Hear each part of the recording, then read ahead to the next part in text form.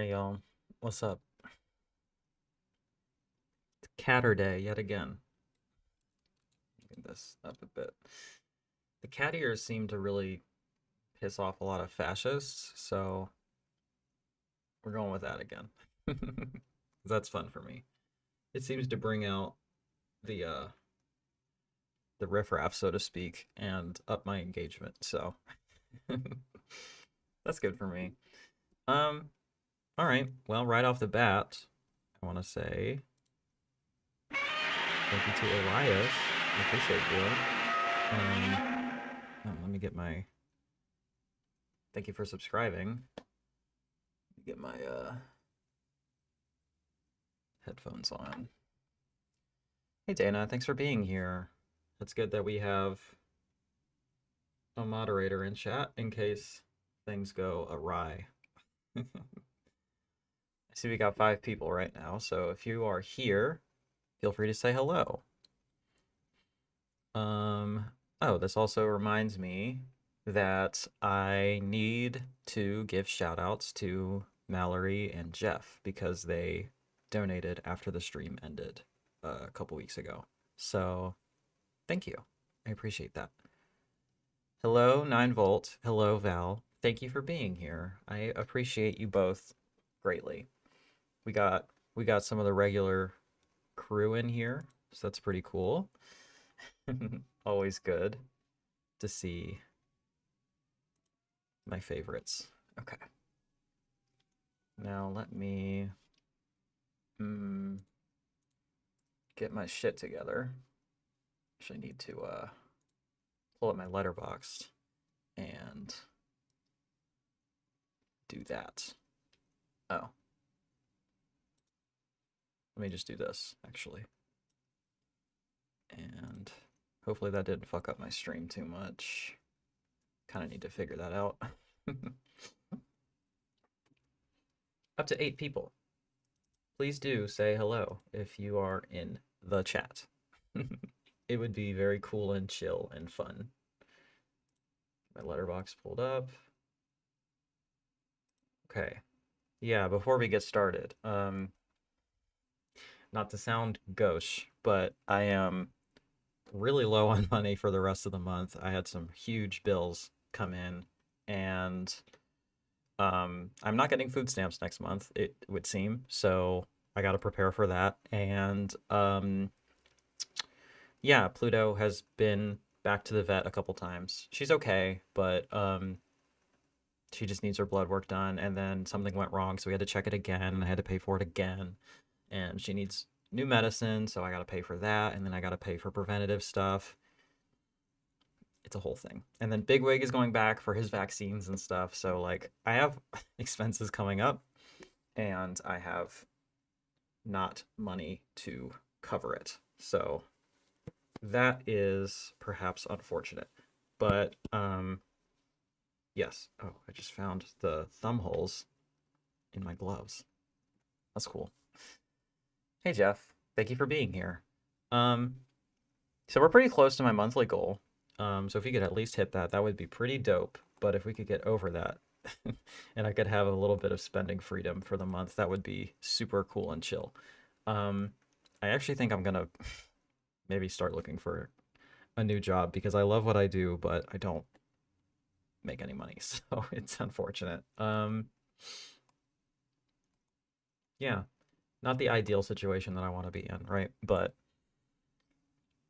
it is what it is. Like shit is popping off and going down, and I need to like start getting rid of my debt and stuff like that so that I can um not have to worry about it and not be as tied down and like have money to like leave if that's what I have to do or like just whatever else. I also want to have money to pay it forward and help out other people, you know? I don't like being the person that's always asking for help, but it is what it is, you know, for now. That all being said, let's do the stream. We're going to do Letterboxd updates today because we're still behind on that. So we got to get up to current day is what I would like to do. I think when I get to October, I'm going to skip a bunch of them because they're for my Horror Gives Back challenge, and I'd rather save my like extended or expanded or whatever takes for that. My cat ears are crooked, but that's just how they sit on my head. Maybe my head is crooked. I don't know. Your head's fucked up on the outside and the inside, right? um, we're almost at double digits. 9 people here. Um, what was I saying? Yeah, when we get to the fucking October stuff, I'm definitely gonna do reviews for like the like new releases that I can cut into segments and stuff, but some of this stuff I'll be sort of skipping over so that I can cover it in that segment at the end of the month, aka next Saturday is when they'll be doing that. I'm on pace to finish the challenge, by the way. I fucked it up and I dropped the ball last year, but this year I'm doing so good. I'm doing my challenges. I am streaming every week. I got videos up every day on the channel. Who is she, right? We're doing this, doing the goddamn fucking thing, right? Okay, let's go ahead and get started. Let me full screen this.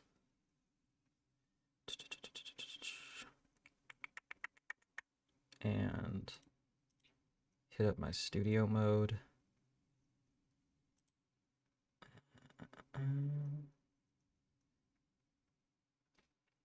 Thanks, Jeff. I appreciate that. Shout out to Jeff. Jeff's a real one, for real. We talk a lot about allies, and the real fucking allies are kind of few and far between, but Jeff is one of them. I'll just tell you that. Um, so, thanks for being you.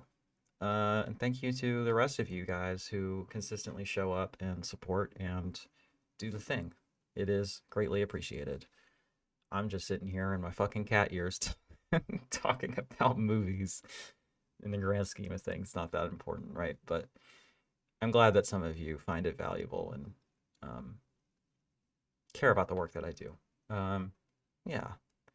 I hope everybody's having a nice Halloween, October spooky season. I feel like I started off the month feeling like it wasn't that good and I wasn't doing the things I wanted to do. Because every month, every year, I feel like, because October is my favorite month.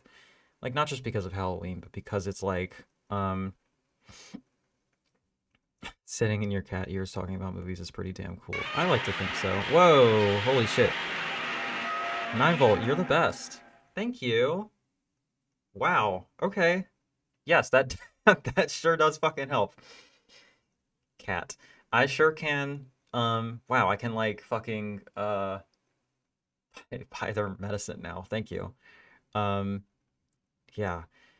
The thing that I like about this job that I have now is that it is so flexible. I can make my own hours and I can take time to like go to the movies and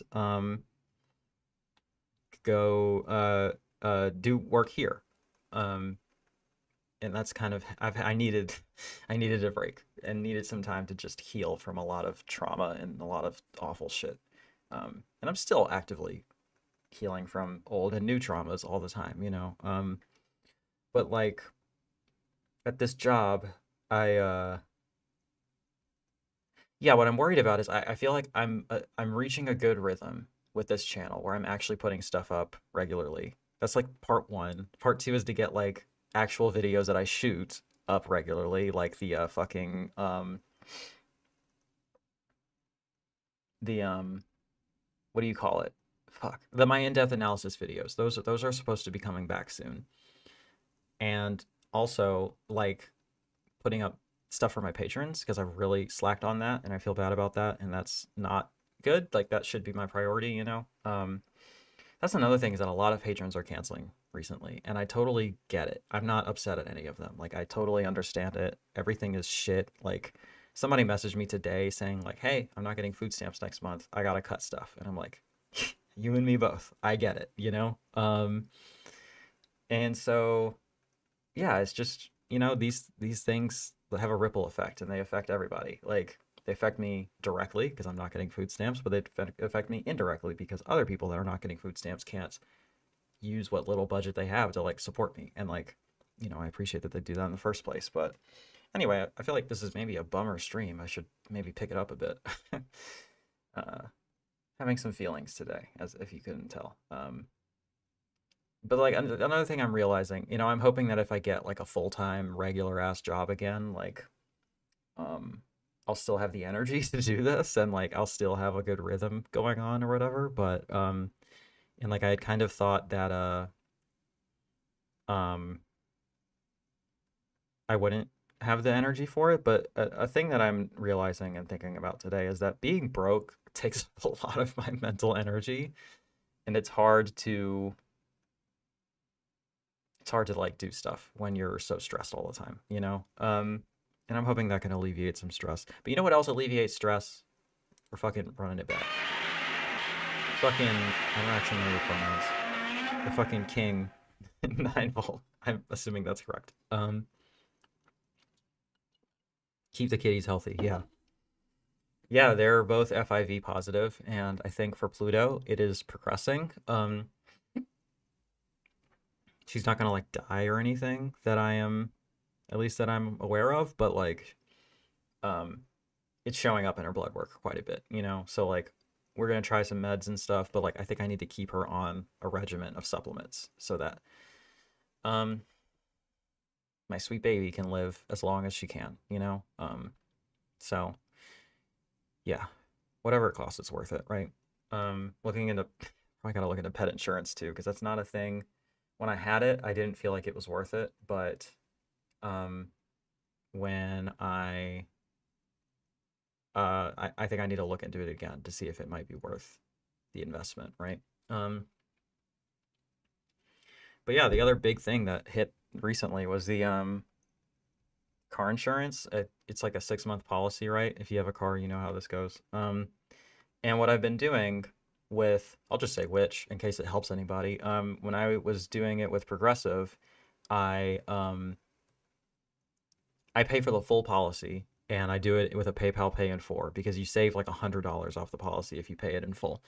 And then Pay in 4 kind of lets it such that you don't actually have to pay it in full. And so it's like rough for a month and a half or so, but it saves you money in the long run.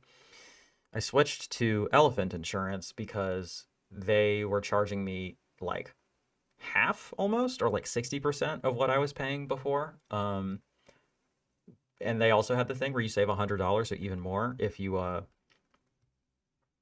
pay for the full policy, but they didn't have a Pay in 4 option. So I just pulled it out of my savings and bit the bullet on that, and I'll be paying myself back in Pay in 4 style installments. But yeah, it's all being alive in 2025 is expensive, right? That's not like new. um,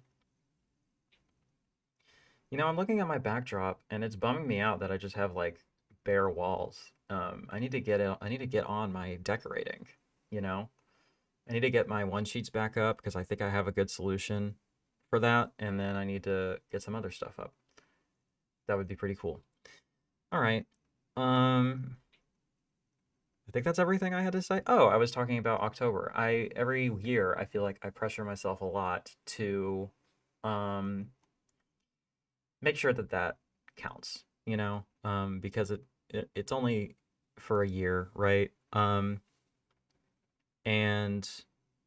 it it's only once a year, right? It's only for a month, and it just the vibes are at their peak in the year. It's like the perfect weather. Usually, it took us half the month to get to nice weather. It's still hot for like half the month. The my eternal hatred of summer just continues to like um encroach forever, further and further into the year. And like everything is so beautiful. The fall is just like so gorgeous, and like the what am I trying to say? Oh, and then like Halloween, everybody is on the same page, and I get to like be sort of in the in group for once, and like everybody's having a spooky time, and it's cool and chill, right? And so sometimes I feel like the month just like passes me by, and I feel like I didn't take advantage of it. But this month, I think I'm doing a lot to enjoy it and savor it, right? Like we went to a pumpkin patch, and I'm trying to go out more a little bit and doing this challenge and streaming with you all. It's been nice, you know. So I think we're doing the thing. All right, catching up on chats. Had a good horathon with a good lineup, so that made my October. That's great. That's a thing that I did for a couple of years that made me feel like it was like sufficiently autumnal vibes, October vibes. And I was bummed to miss it this year, but the Young Lean show I went to instead was amazing. So I'm very excited, or I was very happy about that. Um, Fuck Progressive. They overcharged me for a long time because they had the wrong zip code on their end and tried to fight me over paying it back. I ended up not having to pay an insurance payment for 9 months. Well, that kind of rules. I wish they were making a mistake and I just like could take a break from paying this shit, you know? I think after rent, it's the most expensive thing I pay for. Um, I feel that I count the days to Horathon. It comes and goes so fast, and the month is already over. Yeah, it's unfortunate. All right, let's go ahead and get started so we can be out of here in a timely manner, I guess. All right, so going through September.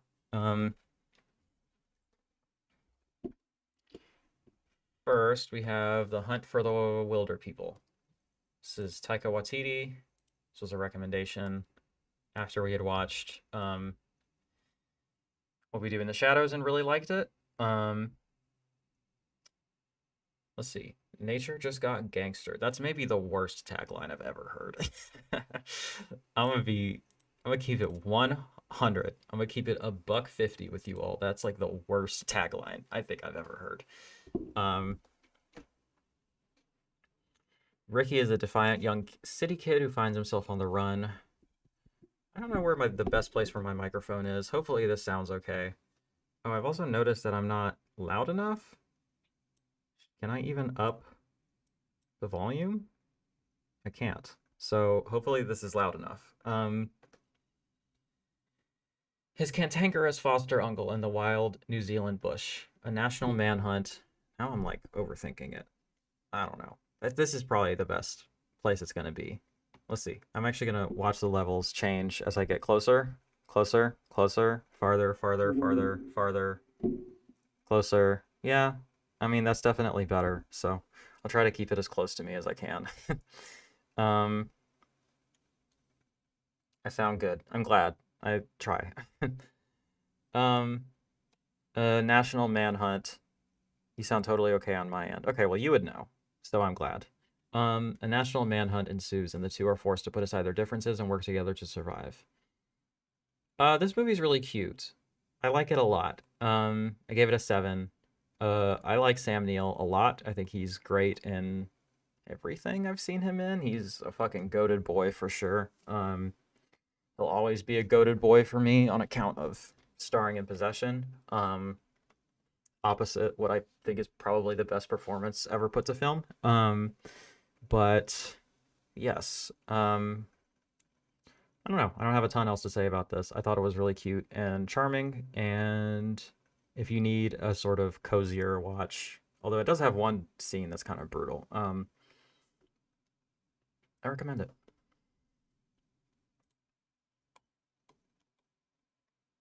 Ooh, next we have Caught Stealing. This is one of my favorite movies of the year. Let me read you my review. What a fucking banger, dude. Gripping story, excellent performances, and immaculately crafted on a technical level. Plus, so many banger tracks from the likes of Idols and King Diamond, and a final needle drop from the NYC Goats, The Magnetic Fields. Add an elite cat and a creative credit sequence, and there's not much more I could have asked from this. I love this movie so much. I think that this is my favorite Darren Aronofsky movie. I'm gonna be so real with y'all. Previously, that probably would have been Black Swan, and I definitely need to rewatch Requiem for a Dream. But I don't like The Whale very much. I haven't seen Mother. I haven't seen The Wrestler. Pi is great. I haven't seen The Fountain. Noah is not good, and then I haven't seen the rest of these sort of shorts and stuff. But for me, this is the one. It's a banger. Austin Butler is great in this. He's really hot in it too, so there's that. If that's your sort of thing. Paradise Lost. What is that a reference to? Was Paradise Lost in the movie? Because I don't remember that. The fountain kind of rocks. I found it at my local thrift shop for like a buck, so I'll need to check that out at some point. But yeah, I don't know. I think this is a pretty decent score for it, but I just had such, I keep saying this, bewitched by the grandeur of the cinematic experience. I watched this on a premium screen with great sound, and it fucking rocks. I don't know, like it was so thrilling and so captivating and so just tightly paced and well written, and it had a lot of stuff that felt like it was me, for me specifically, like Matt Smith as like a punk with a mohawk and shit. um I don't know, it's like it's sexy, it's um sort of action packed, and it's like I think its themes are really nice too. Oh, isn't he one of the directors of that? It's a documentary on the West Memphis 3. Maybe. Yeah, I didn't see it here. Let me see. Um, it might just not be on Letterboxd. Let me see if I can pull it up on my other screen here. Paradise Lost documentary. I don't need, why did it autofill to Reddit? I don't need that. um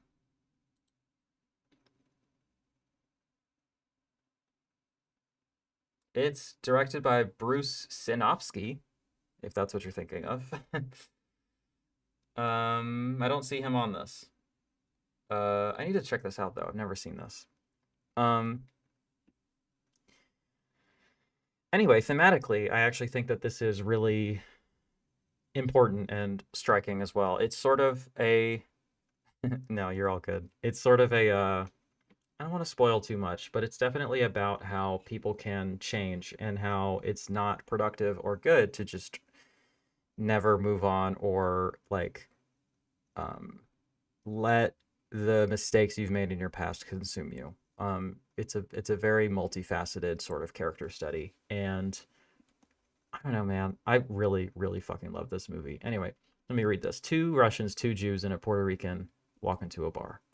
Burned out ex baseball player Hank Thompson unexpectedly finds himself embroiled in a dangerous struggle for survival amidst the criminal underbelly of 1990s New York City, forced to navigate a treacherous underworld he never imagined. Yeah, I don't know. I see that it has some mixed reviews from friends. I think in terms of just like, dude, I love movies. I love going to the movies. This shit rocks. Like, so this is maybe it's like this and Superman are like maybe the most fun I've had at the movies this year. See, we're at 14 viewers, so that's pretty cool. Thank you all for being here, checking in, checking it out. Um, yeah, let's see. Aronofsky is real hit and miss for me, but this sounds interesting. Yeah, I could see that. He's pretty, I don't know, like he's definitely doing his own thing, you know? Like he's doing weird movies for him, and like some of his stuff is fairly derivative, but like I think that that's okay. I'm excited. I'm getting to watch live. Just got to the last one right when it ended. Well, thanks for being here, Matt. I appreciate it. And thank you for hopping in the chat. Anybody new here, please hop in the chat. It is nice when it is like a community sort of feel and people are chatting and all that stuff. Tell me about your day. Tell me about something cool you've seen recently. Tell me about your thoughts on anything that I'm talking about. Anything you got, hit me with it. Like Black Swan, I think is amazing, even though it is very clearly derivative of other films. Um, hello, happy Saturday. Hi, Andrew. Thanks for being here. We don't bite that hard. Yeah, well, speak for yourself. It depends how much I like you, I guess. Um, yeah, I don't know. I don't know. Black Swan and Pie would be the contender for my second favorite film of his, but I do think this is my new top one. He had to earn back a lot of goodwill after The Whale. I'll tell you that. Like it's a well constructed movie, whale constructed movie. And it is, yeah, it's well made and it's like has good performances. But God, dude, it's like the most egregiously like fat phobic thing I maybe have ever seen. Like it's pretty fucking rough, and I'm disappointed that it exists in the year of our Lord 2022. Like, come on, dude. Um, but what can you do?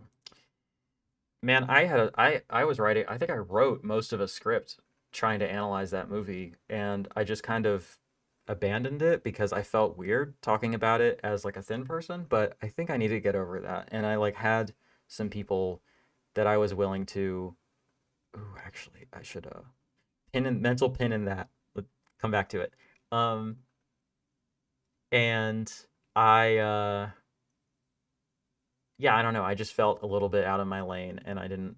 I don't know. I think it's important to like understand your blind spots and maybe not speak too far out of your own experience or whatever. But I also think it's important for privileged people to speak about fucking history when they see it, right? Prejudice and all that.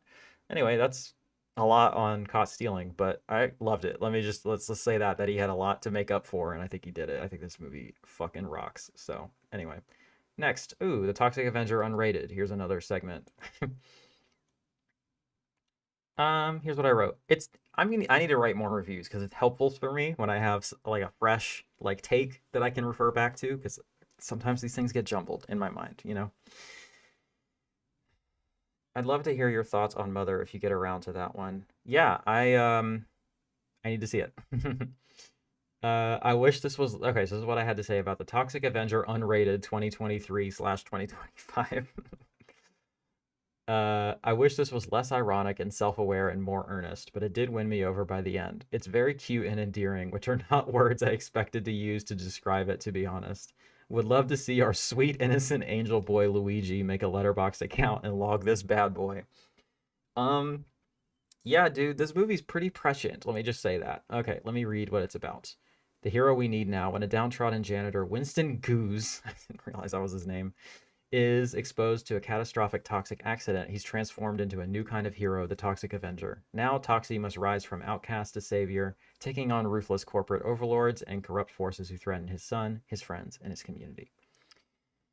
Matt says, watching through my indicator boxes, and wow, Hammer 5 has so much racism. 6 has been excellent so far. Dude, Hammer has some rough spots. I will admit that even some of their more overtly racist films are still very good.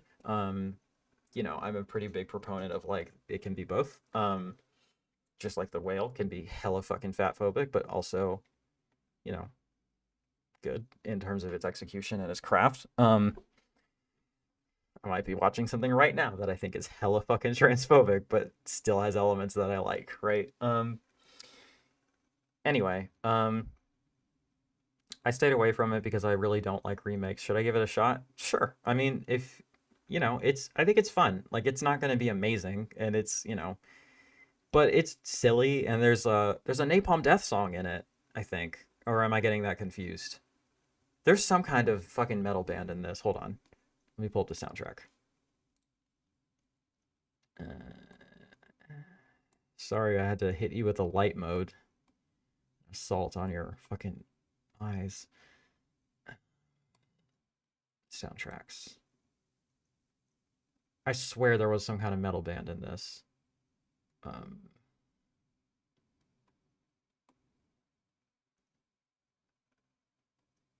okay, Judas Priest. I'm pretty sure Motorhead is in it. Yeah, Motorhead. Okay, so there's some like, yeah, that's disappointing after I said Napalm Death, but I got it confused with a different movie that I like more.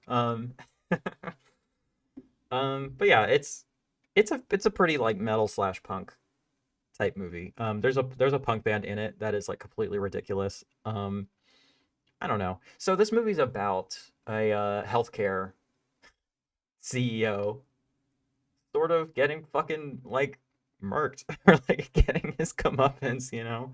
Um, it's about okay. Peter Dinklage character is like fucking what do you call it? Diagnosed with a like a terminal illness, and he uh he goes to the CEO to like get help for it because his insurance won't cover it, and you know it doesn't go so well. So he like ends up becoming this instead, and it's like I don't want to give too much away, but like this is a very anti-capitalist, like sort of pro-socialist movie, which makes sense because Troma has always had good politics. And I know Lloyd Kaufman was pretty involved. And like this also has what is maybe my favorite marketing campaign of a movie this year, which is that they paid off like millions of dollars in debt by allocating a certain amount of ticket sales to doing that. So they paid off like just regular fucking people's medical debt. And I think that that's really cool and admirable and fun. Um and nice, you know? Um what else?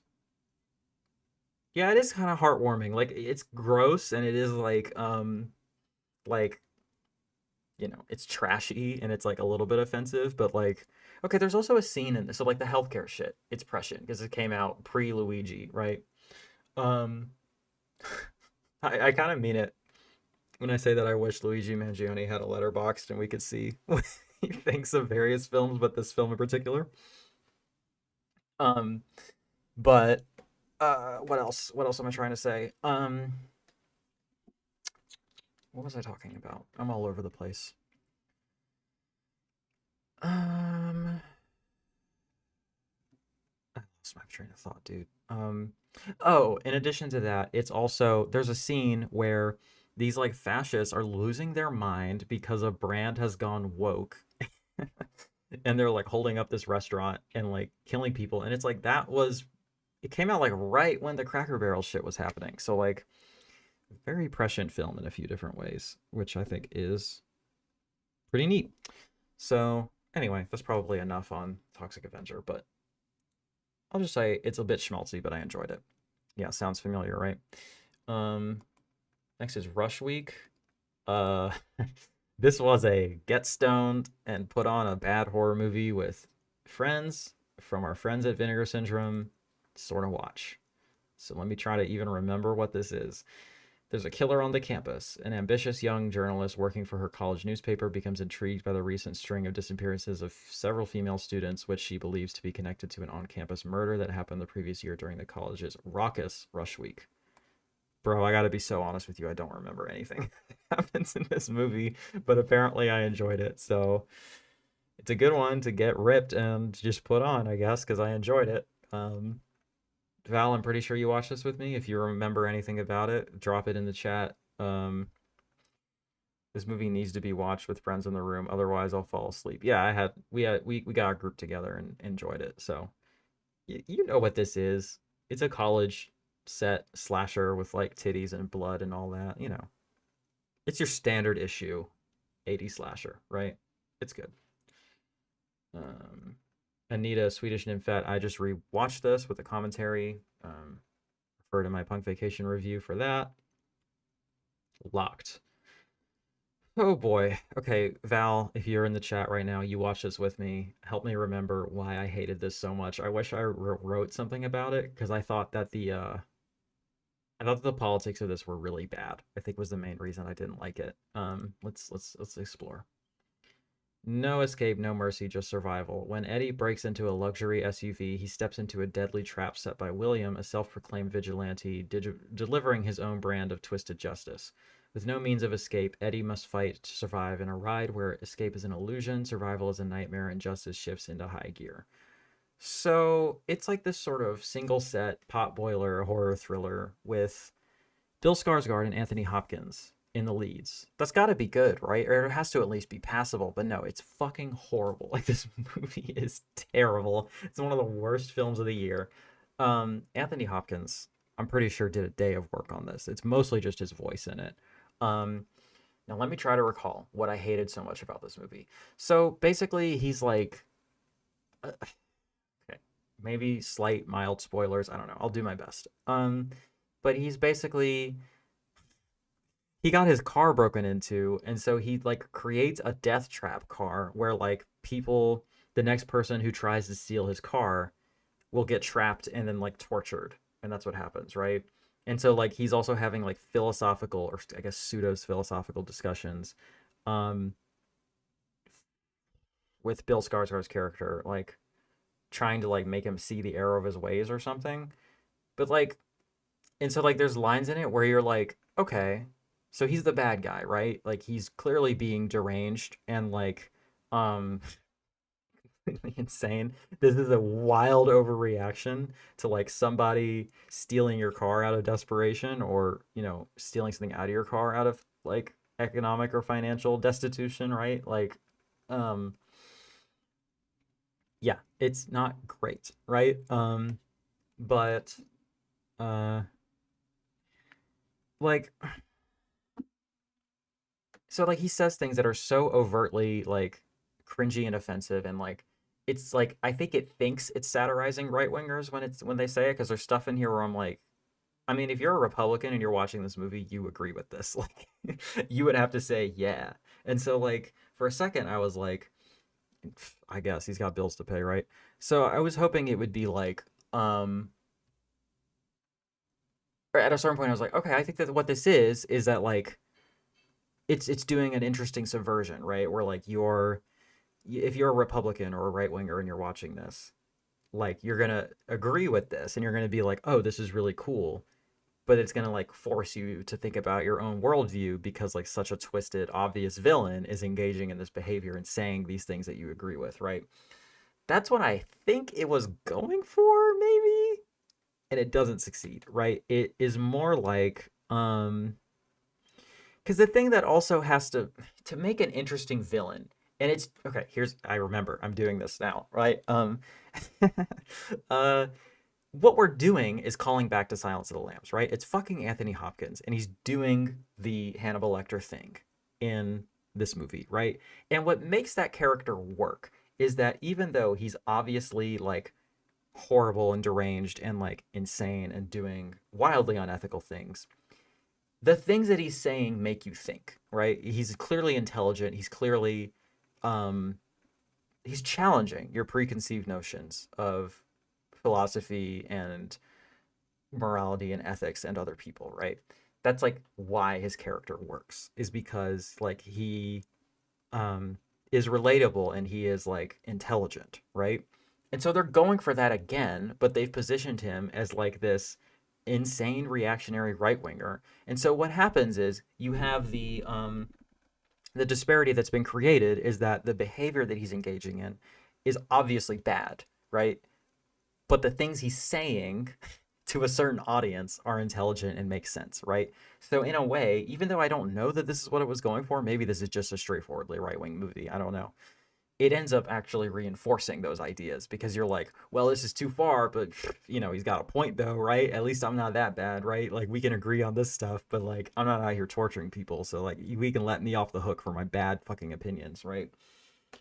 That's sort of what I think is happening here. Um, Cause yeah, like the whole time you're like, this clearly thinks it's cooking right now. Like, and like if it is just straightforwardly like an evil fucking right winger, it's so like on the nose and like there's things he says and does where I'm like, well, come on. I feel like the right wing in this country, like Republicans, have lost pretty much all semblance of humanity at this point. But even they would be like, well, I mean, come on, relax. Like, and so I don't think it's effective as like a criticism either. Like, because you've made them so obscenely bad and ridiculous that like it doesn't work. So, okay, that's my review. I hated this movie. I thought it was basically unwatchable on top of that. Like, it was just so frustrating and annoying, and it sucks. I hate it. That's my review. Sorry, David Yuroveski, if you see this. Although, if you do see it, drop me a comment telling me what you were trying to do here, because I would be interested. Yeah, only problem is they won't think about that. That's the thing, too, is like, I just don't think that you're meeting your audience where they're at if that's what you're doing. You're like creating such a ridiculous boogeyman that if I'm a Republican watching this, I'm going to be like, oh, typical libs. They think that we're just like these like psychopath fucking freaks. And they are, right? But like you have to make them see that in a way that's a little bit more subtle than this, right? Kind of sounds like the menu. It had a good idea, but it seems like it lost track of what it was trying to say. Exactly. I don't know if you've seen my review of the menu, but I totally agree. Except that's a good movie. Like it's really, really well made and well written and well paced. But its politics are messy to say the least, and they don't really know what they're doing on that front. Satire is hard to pull off. Man, it sure is. There is a fine line between satirizing and endorsing something, right? And I think that this kind of falls off that line a bit. Um, All right. I think I've sufficiently discussed that. Who Killed Teddy Bear? Cinematograph put this out. I watched it on Plex, but I think it's an interesting sort of artifact. If you're into sort of 1960s horror thrillers, I think you'll find something to like here. I was left a little bit wanting with this one. I thought it was just okay. Why with everybody else, and why with every slob and not with me? Yeah, so like incel shit, right? A grim police detective embarks on a one-man crusade to track down a depraved sex maniac when a nightclub DJ receives a disturbing series of obscene phone calls. Excuse me. Finding himself getting far too close to the victim for comfort, the hard-boiled cop must track down the unbalanced pervert. It's me, but like literally, because I have no fucking balance. I'm like falling down all the goddamn time and I can't ride a bike. The unbalanced pervert. I think that's good. Before he can carry out his sick threats. Yeah, so it sounds way more salacious than it actually is. And like, yeah, I don't know. I thought that this was kind of dull, but you know, it seems to have its audience, so I'm happy about that. This is the type of shit where it's like, what am I doing with my life, right? Where I'm doing this. Like, goddamn. You're in good health. That pun is the best thing about this movie. I'll tell you that. I gave this a two instead of a one because it is at least amusing and novel, right? Urine therapy is an unconventional and controversial practice that involves the use of one's own urine for health benefits, a practice that has been employed throughout history by people around the world. This is free on YouTube if you want to go see it. If you want to see a completely deranged pseudoscience medical malpractice documentary where these people want to tell you that putting urine on your skin and drinking urine, etc., is like the cure to all ailments. It doesn't make any sense. It is, pretty gross. You do get the money shot at the end where homeboy like drinks his own piss, and it is, I mean, Sunny D fucking yellow. Like that shit is gross as fuck. And he's just like, he knows he's like, this is obviously a fetish for some people, and like I support that. I support piss kinks, right? But don't do medical misinformation, right? Just be into your piss kink. Like that's cool and good, right? Like don't do this shit. Sounds like something my friends and I would watch while trashed because of how crazy it is. That's exactly what it's for, I think. And I think it is a good one for that. This shit is fucking insane. God Awful Movies covered this, and I recommend their episode on it afterwards because it's very funny and it corrects a lot of the misinformation. But I forget why, but there is a part where they do just show a picture from a fetish video and they're like using it as like an example of like good practice or something. I don't know. It was funny, whatever it was. But yeah, that's that's that one. Urine, good health. Taking the piss, RFK Jr. style. Okay, seriously though, don't let RFK Jr. see this shit. He will be like, oh, I'm not gonna do an impression, but he's gonna be like, oh, that sounds good to me. These fucking people. I don't know. Maybe we should show it to him, and then we can get RFK Jr. to drink piss on fucking national television and watch Trump react to that. I think that would be good, actually. Uh, I gotta say, in terms of pseudoscience, no, I'm not gonna say that actually. Okay, I don't think drinking your own pee is gonna hurt you.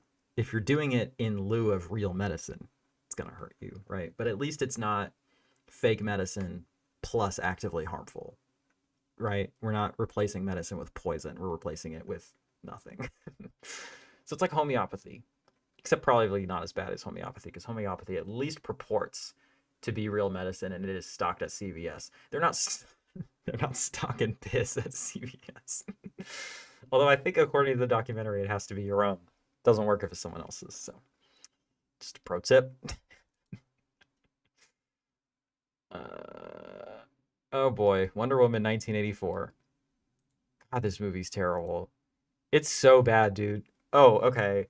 I guess I don't know if I should cut a short out of this because the fucking superhero bros are insane. I don't know what's going on with them. They're not okay. This is like their whole identity, is their whole thing. I kind of thought we were past this culturally. Like these people have maybe found something else to do with their lives, but I guess not. Um, Yeah, dude, it's a slog. It's so long. It's so bad. It's trash.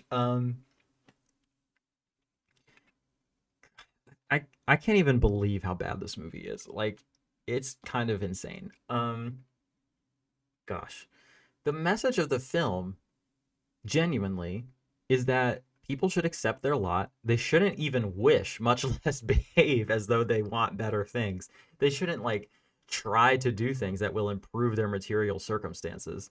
Um, they like the message of the movie is even wishing that is like bad. It's like the ultimate like stay in your place, oppressed people sort of like fucking agitprop for the government. Like it's complete trash. Terrible fucking movie.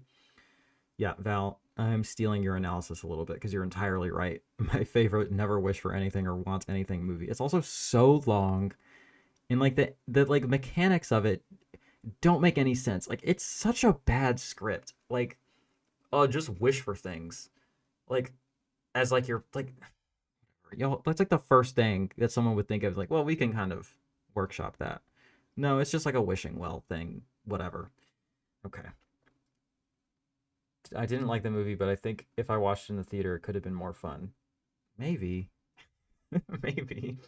I uh put this on my Plex server and I don't know how this happens sometimes, but sometimes things are listed at 1080p when they're not, and it ended up being in standard definition and it was just really a bad experience all around because I like it was very clear quickly that I was like, I don't actually care about this enough to go pull the right file, but like goddamn, it was not good. Not a good time. Didn't they do this in Better Call Saul? Wish for things or drink their own piss? You're gonna have to clarify. I've not seen it. Oh, fun.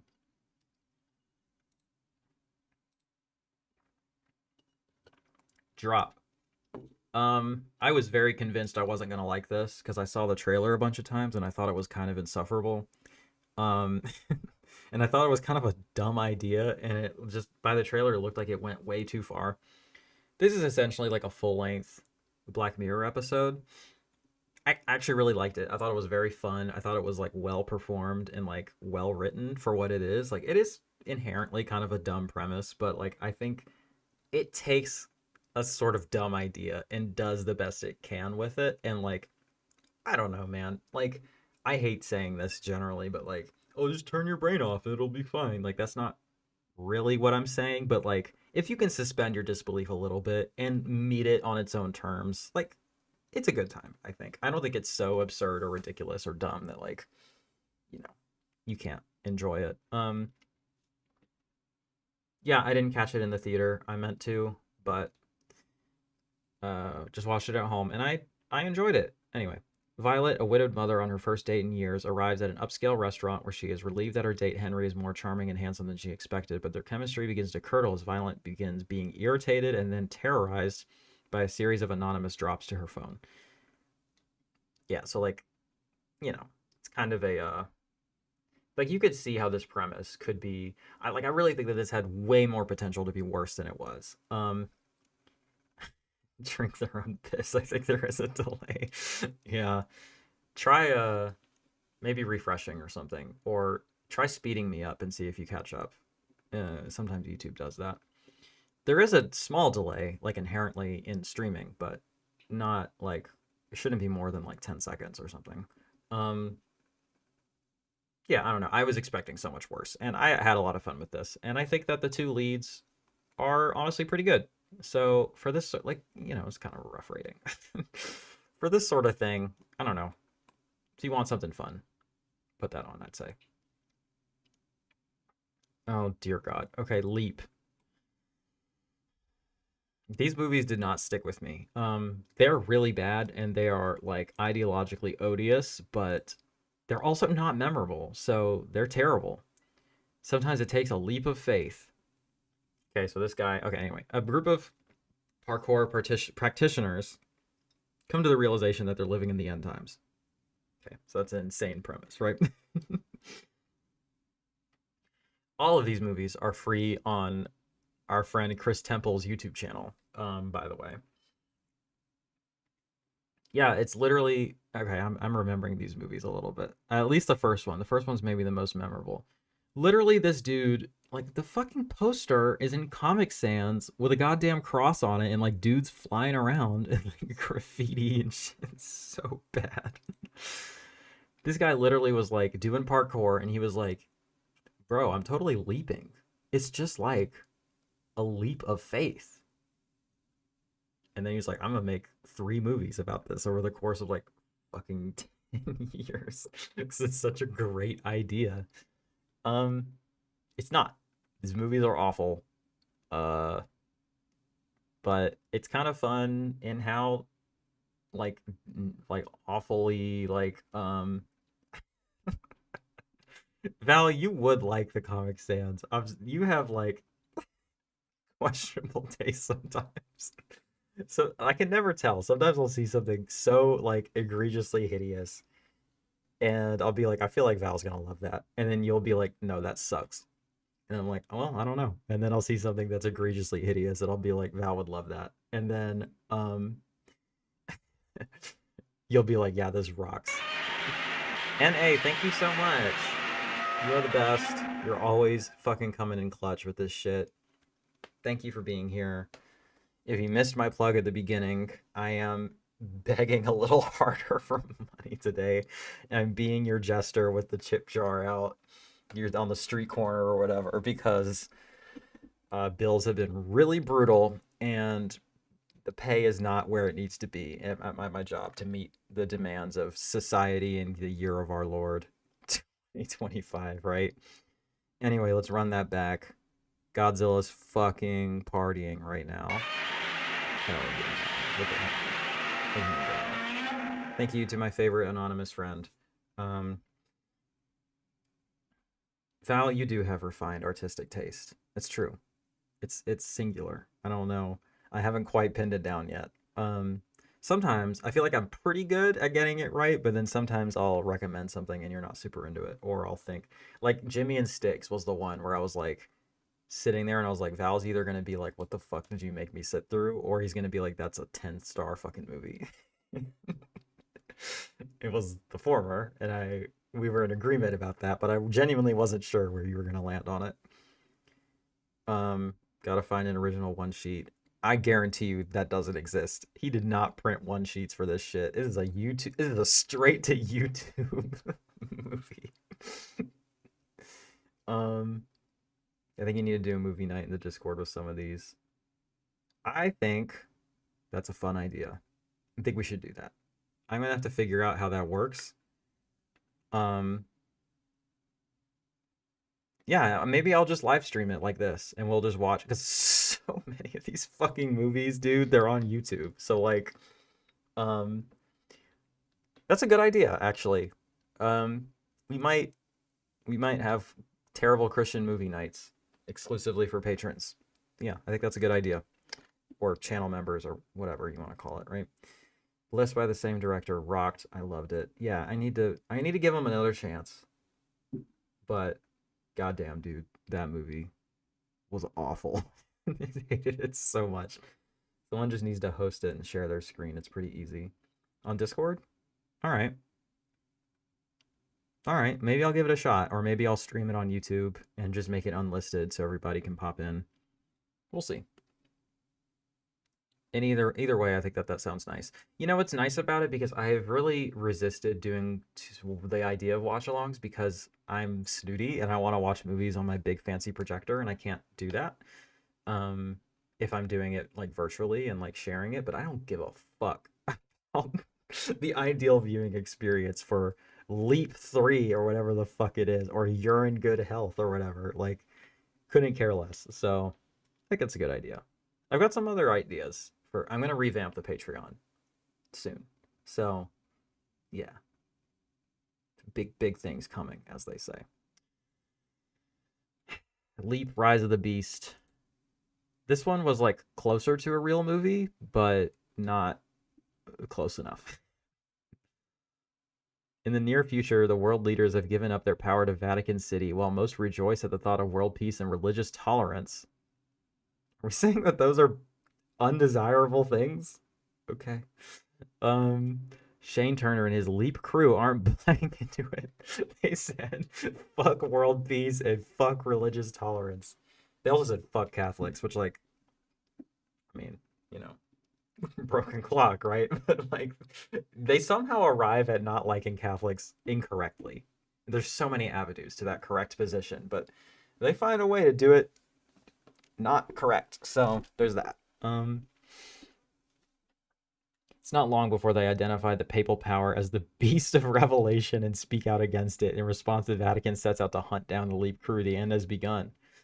This is a conspiracy thriller by the auteur Chris Temple and his Christian fan fiction, in which the Pope is the Antichrist and hunts him down specifically for speaking truth to power on YouTube.com with his Leap films.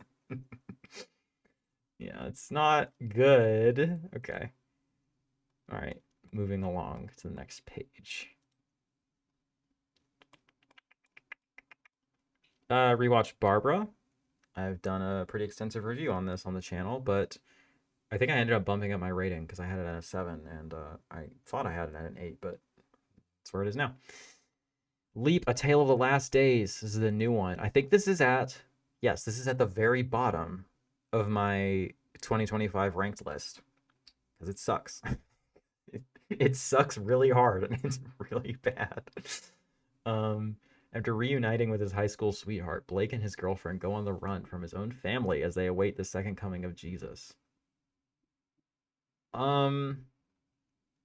Gosh, am I getting this confused with a different movie? Let me see.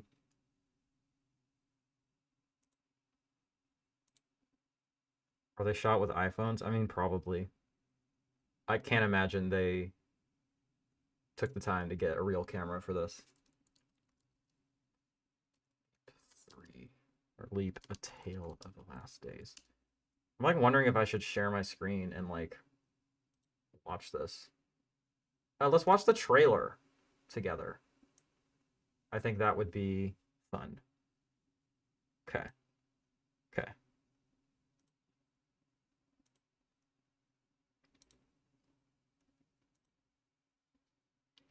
All right. Oh wait, I have to unmute this. Let's watch the trailer together. Unmute. Okay. All right. Oh wait, I have to unmute this. Shit. Let's watch the trailer together. Unmute. Can I just mute? Okay, it's not letting me mute. Okay, I guess I'll just close this tab for now. Don't misbehave because I can't type in the chat because I have to close out both my. I have to close out YouTube to do this. Okay. And we're gonna unmute this. Sorry, y'all, technical difficulties. Let's watch this together. Are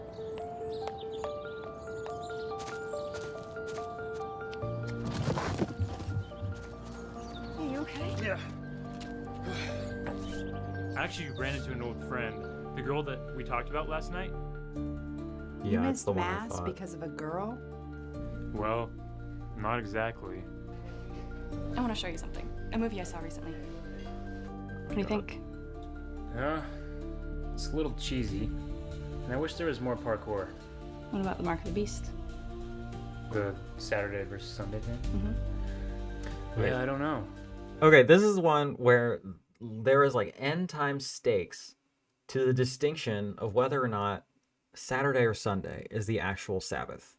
Because Catholics think it's on Sunday, and I think pretty much everyone else thinks it's on Saturday. This is apparently worth making 3 films for this person.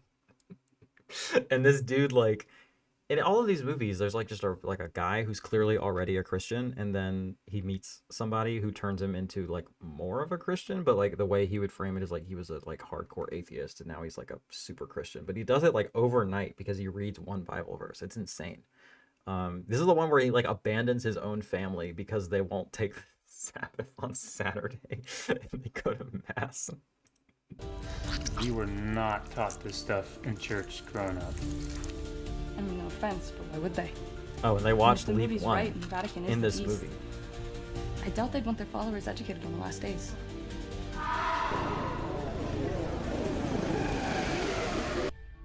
God, please help me know what to do. I know that Blake speaks the truth, Oh my god, the ending of this but is so insane. Trevor, he won't have it. The ending of this is so insane. Spoilers for Leap 3 if you give a shit, but like, fuck, man. So right there, she's praying to God because she realizes that her son is right, and the Sabbath is on Saturday and not Sunday, but because she also must take on the biblical teaching, right? That yeah, Neil Breen is a good point of comparison. So like, she has to obey her husband. That's also in the Bible, right? And her husband says, no, fuck you, he's wrong. It's on Sunday. We're going to mass. So she's stuck between what she knows to be true based on the Bible and what her son is saying, that the Sabbath is actually on Saturday, and her husband saying that it's on Sunday. So it's literally impossible, actually, to do like the right thing, because she would have to defy her husband, which is against biblical teaching. And she recognizes that. And then at the end, she goes to heaven, or at least she goes to like get judged or whatever. And they fucking send her ass to hell because she didn't fucking because she didn't celebrate the Sabbath on the right day and listen to her husband like it fucking says in the goddamn Bible, the book of Timothy, right? I don't know what the director thinks she should have done, but like, bro, that's so fucked up, right? Like, it's completely insane. Anyway. Life away, that's on you. But don't you dare try to take your mother and I down with you. I like how he looks at the camera in the trailer. That's professional stuff. I know the end is coming soon for us. You know what we should do? We should find some of these Sabbatarians and off them. You know what? We ought to start with my son. Trevor. That's cool. Yeah, he tries to kill his own son. It's got to be done. For not going to church on Sunday. Damn it. Like, dog. Maybe relax. Damn. It's like Sophie's Choice. Exactly. Prestigious film. Look at those effects. Special effects. Okay, I'm glad I rewatched this trailer and I remembered why this is genuinely at the bottom of my goddamn list. Yo, is Mark from Orbit DVD saying that Scream Factory is going out of business? That's crazy. I just opened a can of worms here. All right. Anyway, that was fun, y'all. Thanks for indulging me as I remembered what this is. I need to set up my monitors a little bit differently for this. Okay. Was that crow eating a potato? I don't know. I missed that, I guess. Anyway, that's Leap. Let's leap to the next one. The Long Walk. I wanted to do a video on this. I don't think it's too late. I might do a real video on this. But I think that this film I gotta be real careful with what I say because I can't edit myself. This film. Aw. Val says that he just ordered my Christmas present and it'll be here in November. Is it a Leap one-sheet poster? I swear to God. Thanks for sharing this Leap journey. You're welcome. I'm glad I could share it with you all. I'm glad somebody else can share in what I do to myself and my masochism, right? Okay, I gotta be real careful about how I talk about this movie because I'm gonna be real careful if I talk about it in a long-form video. But I think that this movie sure has some interesting things to say about political violence. I'm just gonna say that. Because it came out in the middle of some real heated discourse, and it takes a firm stance that I don't think people noticed because I didn't see any moral outrage about it, but it's pretty clear with what it's trying to say. The task is simple, walk or die. In a dystopian alternate America ruled by a totalitarian regime, well, relax, it's not that alternate, okay?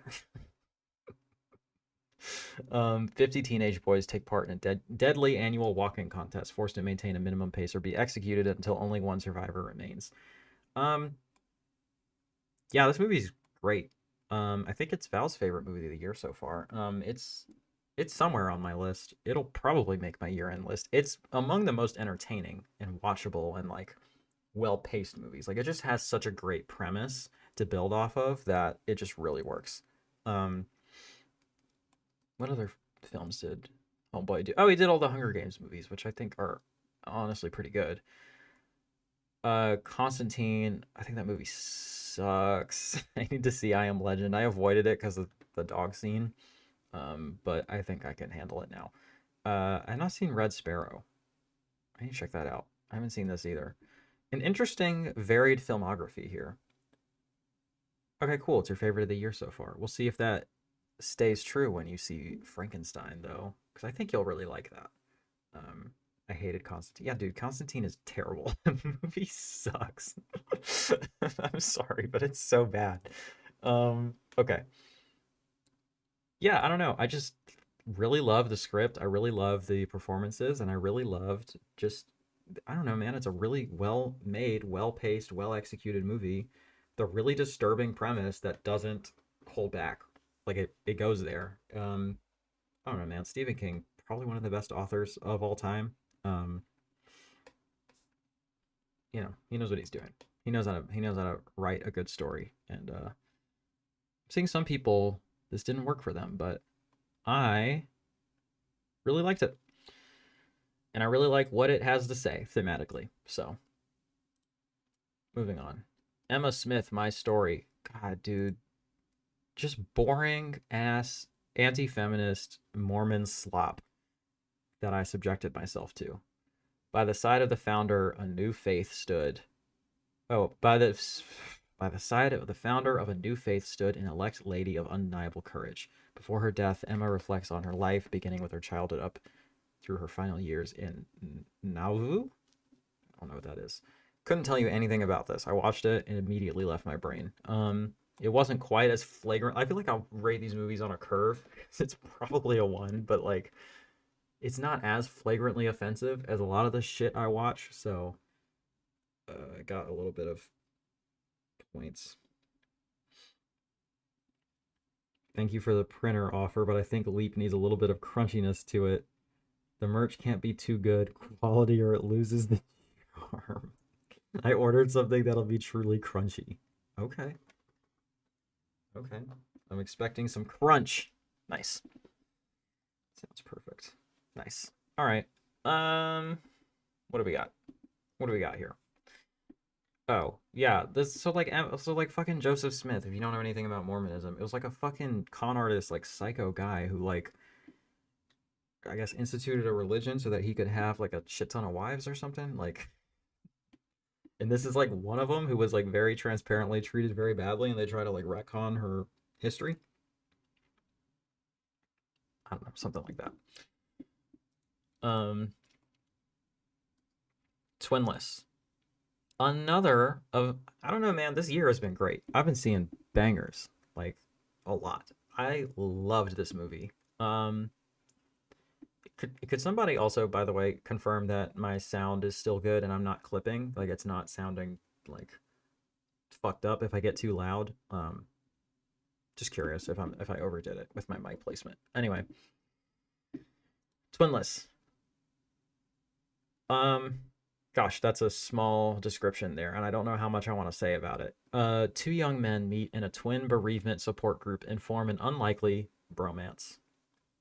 Okay, I have a lot of people confirming that I still sound good. I sound a little louder, but it's not clipping. That's exactly what I'm going for, so I'm glad.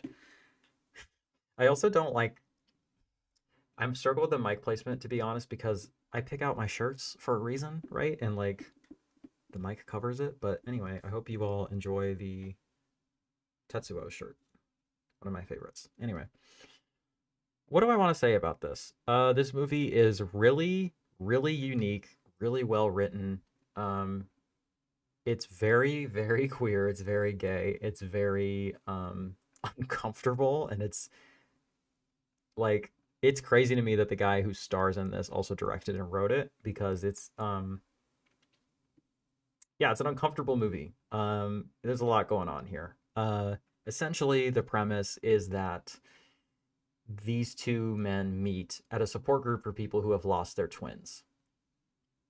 and it goes really off the rails from there. Like there's a lot that happens in this that I don't want to spoil. I think you should experience this film as you're watching it. But man, I really loved it. Like just such a banger, such a great movie. Some really beautiful. It's another one of these movies that I love so much where it's just like it's just like a drama or a comedy, or like it's not necessarily like a genre film, because I watch so much genre stuff. And like then like some of the more like straightforward dramas and stuff can be a little bit rote in terms of how they're created, but when like a lot of care is put into like production design and cinematography and shot composition and stuff like that in movies like this, I really notice it and I really appreciate it. And this is one of those movies. There's a really, really visually stunning scene in, gosh, I don't even know what you would call it. They're in some kind of like, it's not an amusement park or like a science museum. I don't know. It's some kind of thing where you go in and there's crazy visuals everywhere. And it's like, that's what it is. I have no idea I've never seen it before, so I don't know what it is. But that's what's going on there. But I love it. Highly recommend it. Please go seek it out. Next is Him. Okay. Here's what I wrote. Well, maybe let's read the premise first. Greatness demands sacrifice. After suffering a potentially career-ending brain trauma, Cameron Cade receives a lifeline when his hero, legendary 8-time championship quarterback and cultural megastar Isaiah White, offers a train Cam at Isaiah's isolated compound that he shares with his celebrity influencer wife. But as Cam's training accelerates, Isaiah's charisma begins to curdle into something darker. Right. And I wrote, highly visceral and brutal examination of how black athletes, particularly in American football, are basically reduced to sacrificial lambs for the entertainment and mass profit of mostly white people. It's barely a horror movie, so maybe that's why people are disappointed by it, but as a violent and cerebral psychological drama / thriller, I think it really works. My only critiques are that it drags a bit in parts, and the dialogue in the final scene awkwardly over-explains the story and themes. That part definitely felt like a focus group note from people who need everything spoon-fed to them. I also would have liked more Julia Fox, please and thank you. And then that's me just being horny at the end.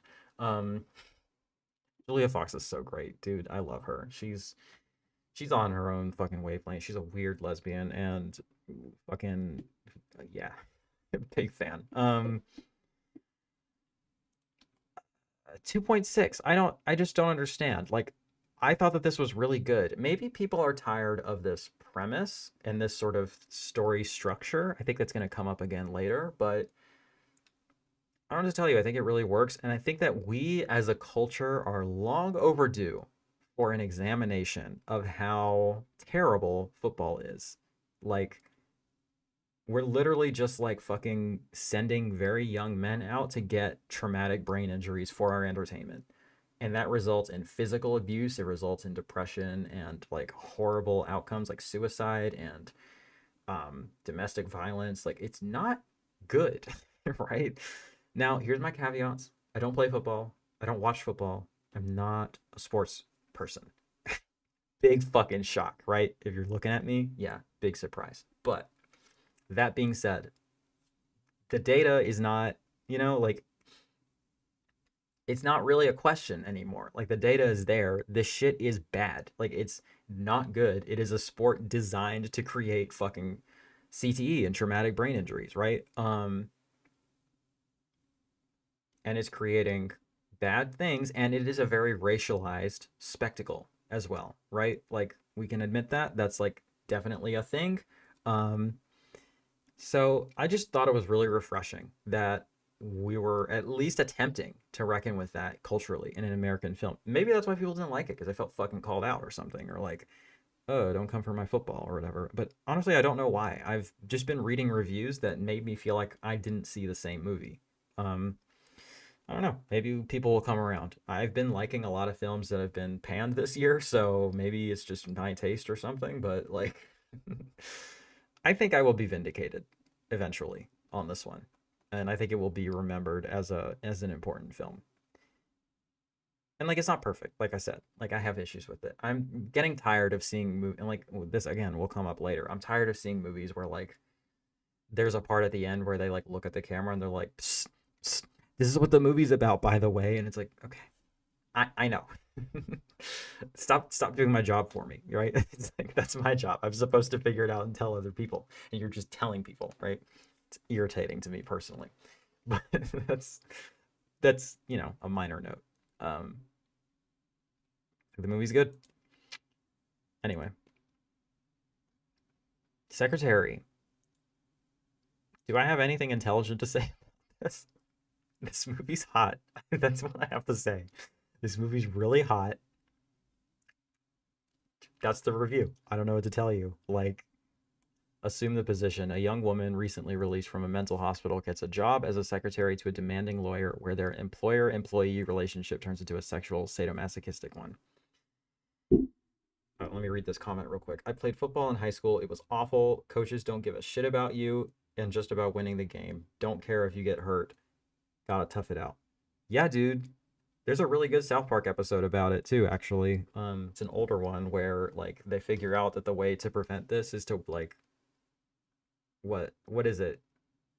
It's something very effeminate or whatever, and they're just like not willing to do it because like the whole thing is predicated on toxic masculinity and like toughen through traumatic brain injury, right? Like that's not a thing you can like rub dirt on it or like power through or whatever, right? Yes, Val loves Secretary. Let me try to remember because I was definitely watching this and it was like it felt a little bit like it was leering. Like this was definitely sort of an outsider perspective. But it's also hot. So it's like I feel like whoever's making this, somebody gets it. I think Maggie Gyllenhaal gets it, right? I think James Spader gets it, right? Maybe that's why it works. But I feel like the director or the writer doesn't get it. And they're like, let's look at the freaks. Isn't this crazy? Isn't this weird? Don't you want to leer at this? Like, can you believe that they've gone to this level? Like, it's like that sort of thing. But come on. Like, come on. This is good stuff, right? I remember watching this when it first came out, but I barely remember it at this point. I mean, I like it. I would recommend it. I think it's pretty good. I feel like kink movies are kind of few and far between, like real kink movies. And I think this is one of them. Maybe accidentally, but I do think it's one of them. Yeah. I think that this is definitely portrayed as like kind of a downfall type situation or whatever, but whatever. Homeboy Steven doesn't have to get it because he made a hot movie. I don't know what to tell you. What is this? Fur. Is this more kink stuff? No. It's Nicole Kidman. Nicole Kidman gets it. I'll tell you that. I think this and Baby Girl would make an excellent double feature. And I think Baby Girl is a superior film. I still need to make my video about it because I genuinely think it's one of the best films of the decade. But yeah. I think this walked, so that could run. I'll say that. Teen Titans. Trouble in Tokyo. This was fun for me, as I just realized that I fucking apparently stole Raven's entire aesthetic and personality. Whatever. That's fine. I hadn't engaged with any Teen Titan media in a long time. It's been like 15 years or something like that. It was something I was really into when I was really, really little. And guess who my favorite character was? Yeah. It was this and Batman animated series Harley Quinn were like my trans awakenings before I understood what that was. But watching this again, it is entirely clear to me that all of the Teen Titans are trans. Like every single one of them. Like, come on, man. Like you have Raven, who is the trans goth girl, and then you have, what is her name? Starfire. And she's like the high femme, tall trans girl, right? Who's like really bubbly and like, you know, the two sides of the spectrum. If you're gonna be doing that sort of thing, right? You got like the dark brooding trans girl and then like the happy bubbly one, right? And then you have fucking Robin, who is like the sort of toxic masculine trans boy who's like trying too hard to like prove that he's hard and like that he's like really a man or whatever, because you know he's kind of like he's kind of short and scrawny. You know what I'm saying? He's like he's doing that a little bit. Um, and then I think Beast Boy is also trans man coded, but he's like a non-binary trans man. Um, you know, he's kind of doing his own thing. He's got like green hair. He's like not really. It's hard to like pin down what he is or what he's going for exactly. He's just like a little freak doing his own thing. You know, sort of like a trans mask agender sort of thing going on here. And then Cyborg is like literally half person, half machine. Come on, he's the non-binary one, right? Like he's just like fuck you. What, you think a computer has a gender? I don't think so. Like he's fucking doing his own thing, non-binary agender king, right? I'm correct about this. All of the Teen Titans are trans. Okay. Moving along. Val, thank you for confirming that this is correct.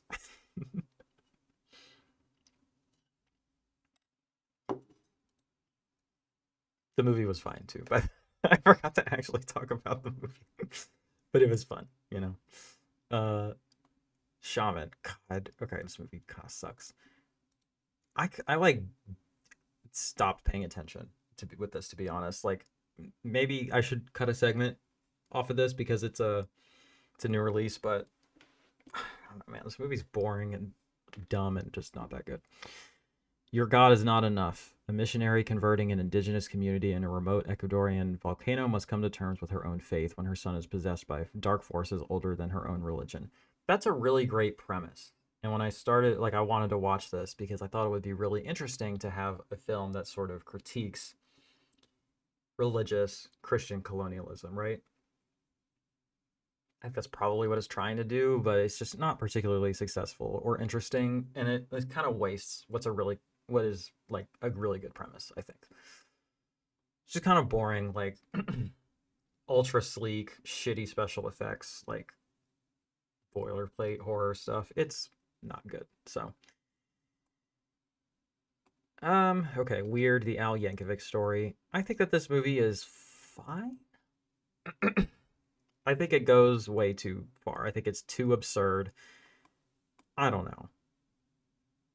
It's kind of funny in that they're doing a parody of biopics and like going really hard with it, but like it just doesn't really work for me personally. I saw this the night before I saw Weird Al live. So I'm glad I did that. But I don't know. This movie is okay. I just don't think it's that. It just is. I think it's just at the end of the day not on my wavelength, and that's okay. You know, not everything is for everybody. But like I thought it was like well made enough, and I thought that the performances were decent. Like I thought Daniel Radcliffe and Evan Rachel Wood were good. Just watch UHF. That's the true Yankovic biopic. I like UHF a lot better. I saw that one years ago, and I really enjoyed it. Next is The Roses. This will be a segment. I love this movie. I think a 7 might be too low, actually. Like, I really, really enjoyed it. This marriage ain't big enough for the both of them. Life seems easy for picture-perfect couple. Ivy and Theo, successful careers, a loving marriage, great kids. But beneath the facade of their supposed ideal life, a storm is brewing as Theo's career nosedives while Ivy's own ambitions take off. A tinderbox of fierce competition and hidden resentment ignites. This is a really good examination of toxic relationships, I think. Yeah, it's particularly straight ones, but I think that there is universality in the themes explored here. I say that, but it is also a very specific critique of normative heterosexuality and monogamy as well. And it creates a very interesting dichotomy and premise, because I think like sort of historically the idea, because of patriarchy, the idea is that like the woman is like the shrew and like the kind of like spoiler of relationships and like is the one that needs to work on herself, and like the man just needs to like, he doesn't have to do any work, right? He's just like, he's the man, he does all the work, he puts food on the table, so like fucking leave him alone or whatever, right? And then I think don't get mad at me for this. Okay. This is a real thing that I'm describing, I promise. But like I think we've gone culturally in certain spaces. I think that there is a little bit of an idea out there that like women are like perfect and like men are just like complete trash, and like there is a sort of false binary being set up the other way where I think people are overcorrecting a bit, and there's like not a lot of nuance in that discussion. It's like feminism for people who don't really understand feminism. Sort of, there's definitely a streak of misandry in like modern culture, and maybe that's just my own biases. I want to be perfectly crystal fucking clear, right? I'm not saying that like we're now like wokeness has gone too far and we're now in like a goddamn fucking matriarchy or something. The patriarchy is very, very real, and like in terms of systemic injustice, it's still not close, right? But in terms of cultural discussion, and at least in the circles that I see online, there's definitely a vibe where like men are like treated as like inherently unsafe or like inherently like there's something wrong with them. And I think that that leads to a lot of transphobia, specifically transmisogyny. But, you know, people like don't like to think about the fact that when they're saying that they are including trans men, and then a lot of people will say like, "Oh, fuck all men except for trans men." I'm like, what do you think you're doing with that, right? Like, come on, man. Um, let's be real about that for a second. But I think it is, I don't know, I'm on a tangent, but it's like very bioessentialist, this sort of idea. And I think that this film explores the nuances of that discussion really, really well. These are both very complex, toxic characters that have a lot of flaws either way. And I think that the way that the film is set up, there is a temptation to just say fuck Benedict Cumberbatch, he's a piece of shit, she needs to leave him, she can do better. But she has a lot of flaws herself that are like maybe a little less overt. And what's interesting is that like he clearly wants to be like a good guy, like that's part of his goal in like his life, right? Is that he wants to be a nice guy, right? He like is telling himself over and over again, don't be a piece of shit, like you can be like the person raising the kids, you don't have to be the breadwinner, like be decent about this. But he like can't do it. Like there's so much patriarchy and misogyny and toxic masculinity like ingrained in him that he can't overcome. And so I think that there's a lot of really interesting ideas being explored here. And also the film is really funny. This is the one that has a Napalm Death song in it. And what was I saying? What else am I saying? It looks beautiful. This is the one where I just like, God, I love the cinematography and the production design in this film so much. And like, it's just a rom-com, right? Like, you don't have to go that hard with those elements. Like a lot of those movies, you know, are very formulaic and and all that. But this is one that has a very artistic touch to it. And Benedict Cumberbatch, what a fucking great actor, dude. He's great. Olivia Colman is great in this. Kate McKinnon and Andy Samberg are both very funny and have really good lines and performances in this as like sort of side characters. But yeah, big fan of this movie. I thought it was great. And I was really happy to see it in a theater. And this is the sort of thing that I feel like people would either wait for streaming or would just go straight to streaming because they wouldn't think of it as like a theatrical film. But like it is. Like the way it's shot and everything, it looks great on a big screen, and like it's a real fucking movie, you know. Anyway, God, I don't even know how to describe this. I thought this was funny. This didn't get enough likes. Watch more films directed by women cult leaders. So like I'm taking the piss a little bit. It is a very important project to me personally, and I think it should be to other people, to seek out more films directed by women. Like if if you're like, oh, I don't know what to watch, and it's like a coin flip, if one of them's directed by a woman, you should watch that. Because like society isn't going to do that for us. Like we have to go out of our way to engage with media created by women, right? Because like everything else, the film industry is highly patriarchal. This, however, It doesn't have a director listed on Letterboxd. Maybe I should go into TMDb and fix it. But this is a very specific, weird fucking cult about Osiris and Isis, not the terrorist organization. Please don't fucking demonetize me or flag me or whatever. The fucking Egyptian goddess. Okay, relax. And it's like a weird like propaganda video that they created, like marketing their cult. It's really boring is the thing. Like, there's like nothing here, and the quality is terrible, and like it's hard to understand what's happening. But yeah, that's what we got there. Oh man, dude, maybe do I need to take a break? Fucking trying to tackle the goddamn Kanye West movie. Oh man, is it a movie or a documentary? I mean, it's a propaganda video, so it's like there's like skits in it, but it's like just trying to sell you on the cult. So I guess a documentary. It feels like lost media or something that like I shouldn't be seeing, but I think that these people are still around. So how much do we have left? Okay, not too bad. There's some heavy hitters coming up though that I would need to spend the right amount of time on.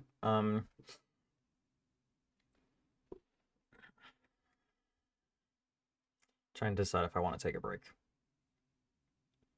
All right, I'm gonna take 5.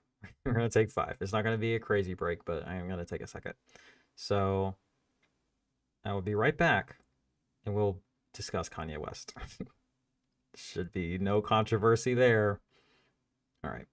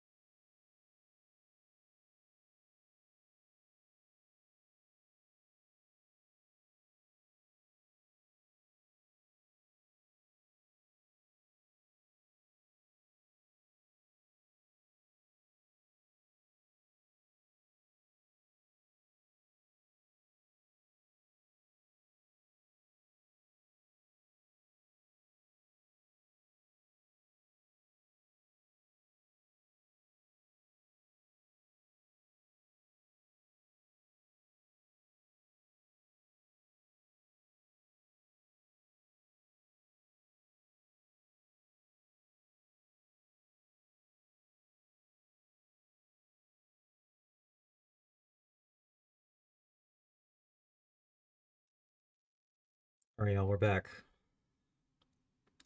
It looks like we have more or less the same amount of people that stuck with me, so thank you. But if you know whoever bounced, tell them we're back.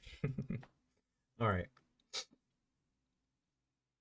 I got something I need to do in like 30 minutes, so hopefully we will finish September and then we're gonna call it. And then next week we can finally do October and be totally caught up, and then I can do other things with this stream, right? There's some Blu-ray reviews that I'm behind on that I gotta do, so that'll be next on the docket, and yeah, that'll be that. Cool. Moving along, let's talk about Kanye West. This is the new documentary, In Whose Name. So, okay. This is the documentary about the past 6 years of Kanye West's life, which have been, let's say, tumultuous, right? not great. And I think I didn't read too much about this before I oh, also feel free to comment things to fill up my chat box again, because we're you know, it's empty now. But yeah, I thought that this was like going to be, I didn't think that it was made by somebody who knew him. Like I thought that this was going to be like a documentary from like a bird's eye view or whatever. And I was kind of like, where the fuck did they get this footage? Like, this is crazy. I'm surprised I didn't see some of this stuff before. And reading about it afterwards, I was like, okay, I need to really reassess this, because I was pretty misinformed about what this was. But yeah, let's see. From Kanye to Ye. Over 6 years, 18-year-old Nico Ballesteros captured an unfiltered portrait of Ye, formerly known as Kanye West, offering unprecedented access into the private and public life of one of the most controversial figures in modern culture. That's one way to put it. He said, so like a couple things. First of all, I'm fairly confused how the fuck this dude got access to Kanye West in the first place. I understand why he got the gig, so to speak, because like Kanye is very I don't know, like he's on his own wavelength. He just like sees something in somebody and then that's it, right? Like, and as long as you're willing to stick by him, like at all costs, like, I could see how he would just, for whatever reason, he would like this kid and be like, you're good at this, you make me feel comfortable, film everything I do for 6 years, right? Like, that makes sense to me in and of itself, right? What I don't understand is how you even get to be around him close enough and long enough that you are in that position, right? Because this is like one of the most famous people on earth, right? Marilyn Manson in a Kanye film, yeah, they've collaborated like recently. I don't know if you knew that, but he's on Donda. He gets a feature on that, and then during the listening parties, he was like hanging out on stage, and then he started going to like the Sunday service, and there was like rumors that he was becoming a Christian or something. Weird shit, Marilyn Manson, that's another whole can of worms. Yeah. And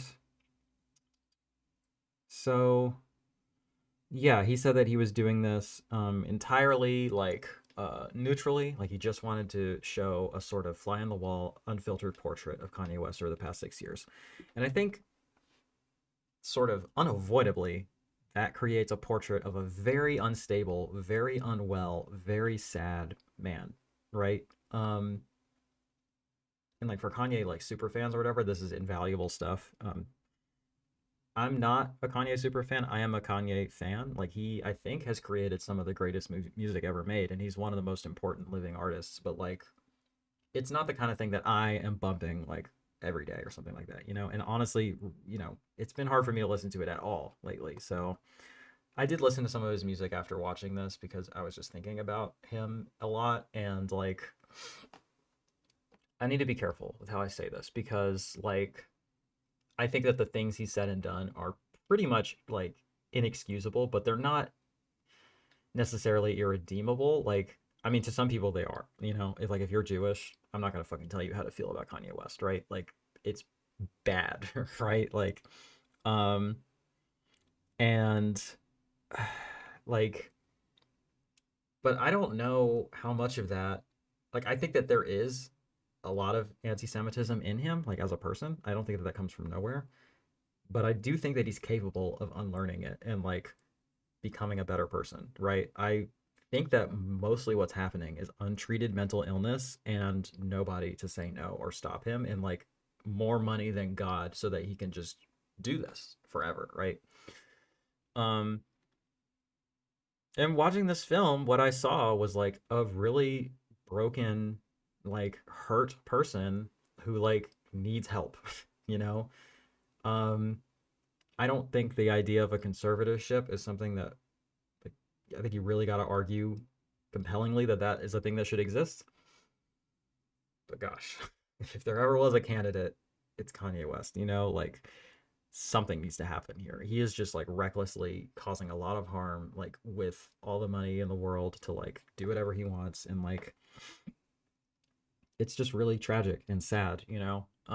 This movie made me sad. It's a pretty tragic sort of portrait of, um, a really historical, like Shakespearean fall from grace, right?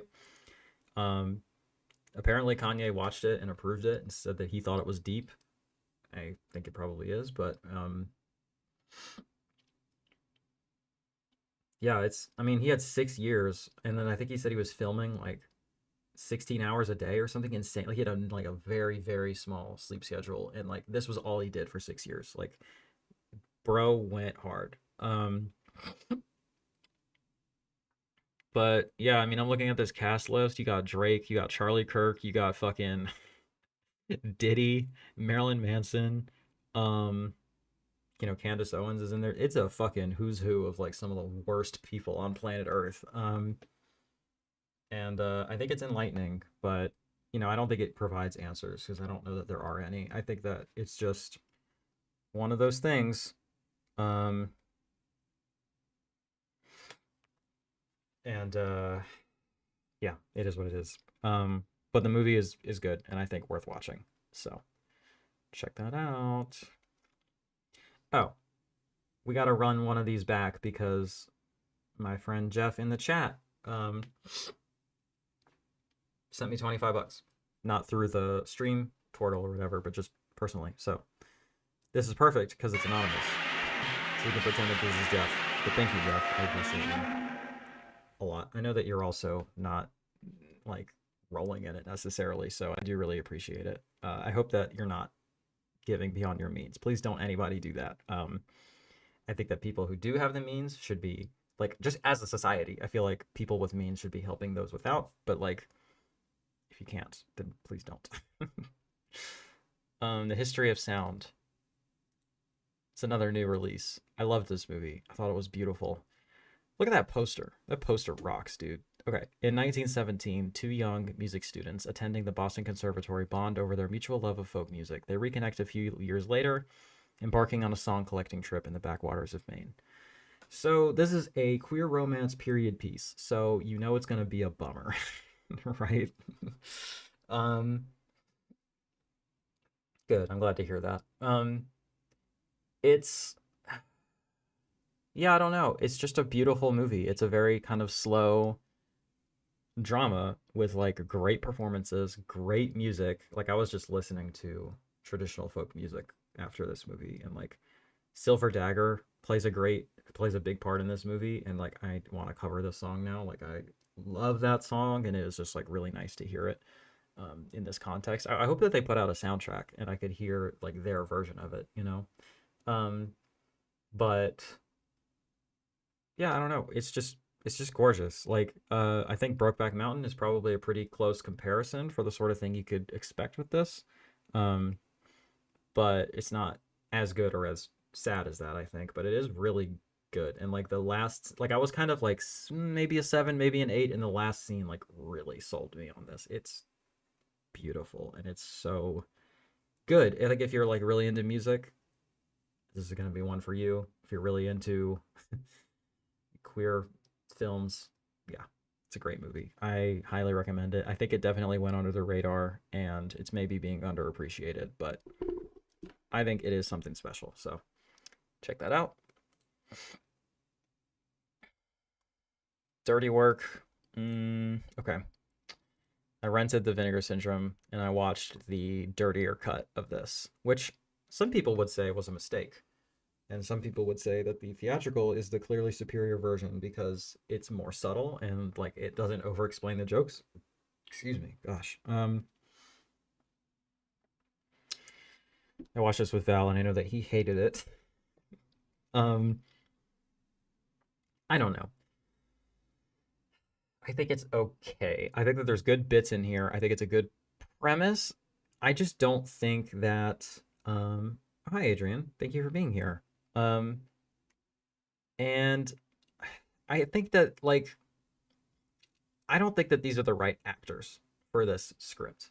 Like I don't know that what Norm Macdonald is doing works. Like I think that he is a funny person and like he has good bits. Like he's like I've seen his comedy in context where it works. I think he's more of like a maybe a sketch comedian or maybe like a stand-up guy, and like a feature-length film just doesn't work for him or something. But like I don't know. It's like there are parts of this where I'm like, this is bad. Like this is not funny. Like they're bombing right now, and like it's pretty offensive. But like you can get away with that if you're funny enough. Like that's just a truth factor. Right? Like a lot of what a lot of comedy is like offensive, but it's funny enough that it works, or like it's speaking to something. And like if it's funny, it's probably going to be like just saying slurs isn't funny, right? Or like just being homophobic isn't funny. But if you're like intelligent about it, or if you have something more nuanced or like something subversive to say, or like whatever, you know. And like I don't know. I just like the whole time I was like, I just don't think that these are the right actors for this script.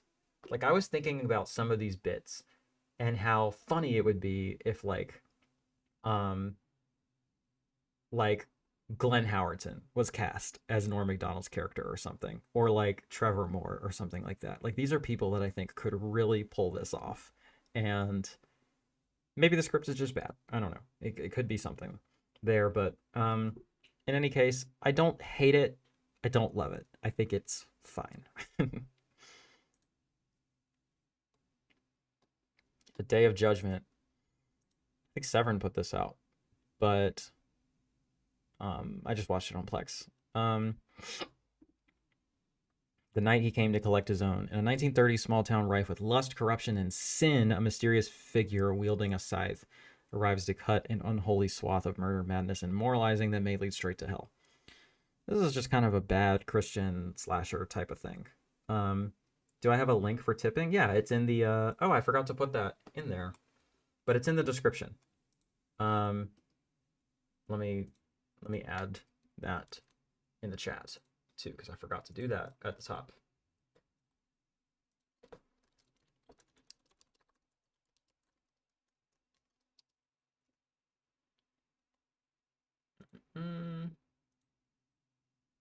Cool. Yeah, I don't do super chats because YouTube takes half of them, which like I don't think when people are donating or tipping on a stream, like they want YouTube to get half of that. So I just have it set up through StreamYard. Not StreamYard, Streamlabs. Okay, yeah, there's not much to talk about with this movie. It's just not that good. Babylon Pink and Babylon. Oh my God, we have a heavy hitter coming up.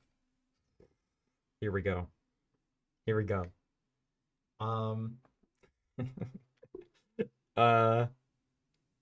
Babylon Pink 1 and 2. I'm gonna talk about those on Punk Vacation, but they're good. I think the release is good. I recommend it. I think it's Command Cinema that put it out. But yeah, it's porn. So if that's your kind of thing, check that shit out. Okay. The next one. It's a heavy hitter. 2025's War of the Worlds. Val, are you watching? This is your moment. I'm gonna text him to make sure he's watching, because I feel like he might have something to say about this.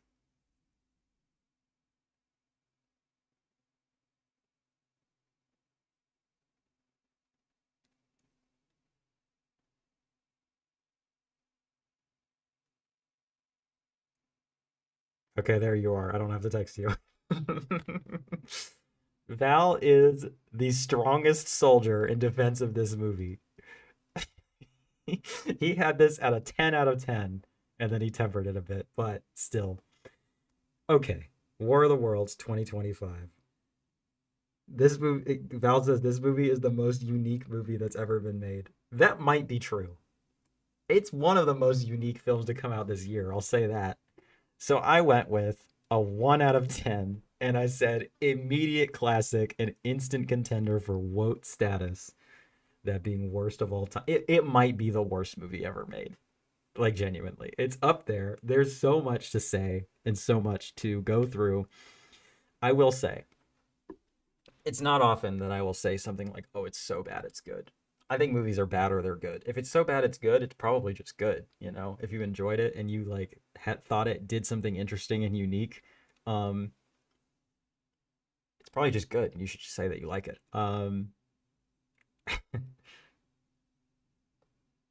Okay, yes, you're saying exactly what I was gonna say. I'm usually never like it's so bad it's good about films, but this is like the one time I have to feel that way. Same. This is like single-handedly challenging my worldview on that, where I'm like, I never say that because it's just good if you like it.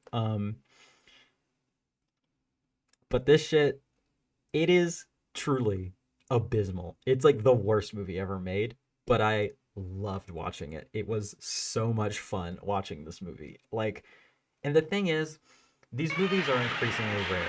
Oh, Adrian, thank you so much. I really appreciate that. You are very cool and sweet. Thank you. First time tipper. Let's go. Hell yeah. Y'all are the best. I am definitely a so bad it's good guy, so I would be down to watch this. Val says it's a must watch. I would agree with that. I would say that this is one of the most essential films to watch this year that's come out. Not necessarily be for the right reasons or because it's important or it's good. Yeah, it's important to make Godzilla dance. It is good. He will, you know, he's got to work out his joints and shit, you know. He'll get he'll get, like, what is it called when you're like too stiff and you're not moving enough? Whatever. He'll do that. Gosh, this movie. Okay. What to say about this? This might have to be a long form video segment, and we might not be able to get a short out of this. God damn, dude. He's 71 now. Yeah, that's true. He's getting up there. He's a senior citizen. Arthritis? Yeah, maybe. I do believe that this is maybe the worst film ever made, and it is a 1 out of 10 terrible movie. But it is. Oh, what I was saying. You don't get movies like this anymore because like now we're living in the age of like the internet and stuff. And like, so like there's like a bad movie industrial complex where like, you know, like your movie sucks is a big reason that this is a big thing. But like to find a genuinely like actually terrible movie, I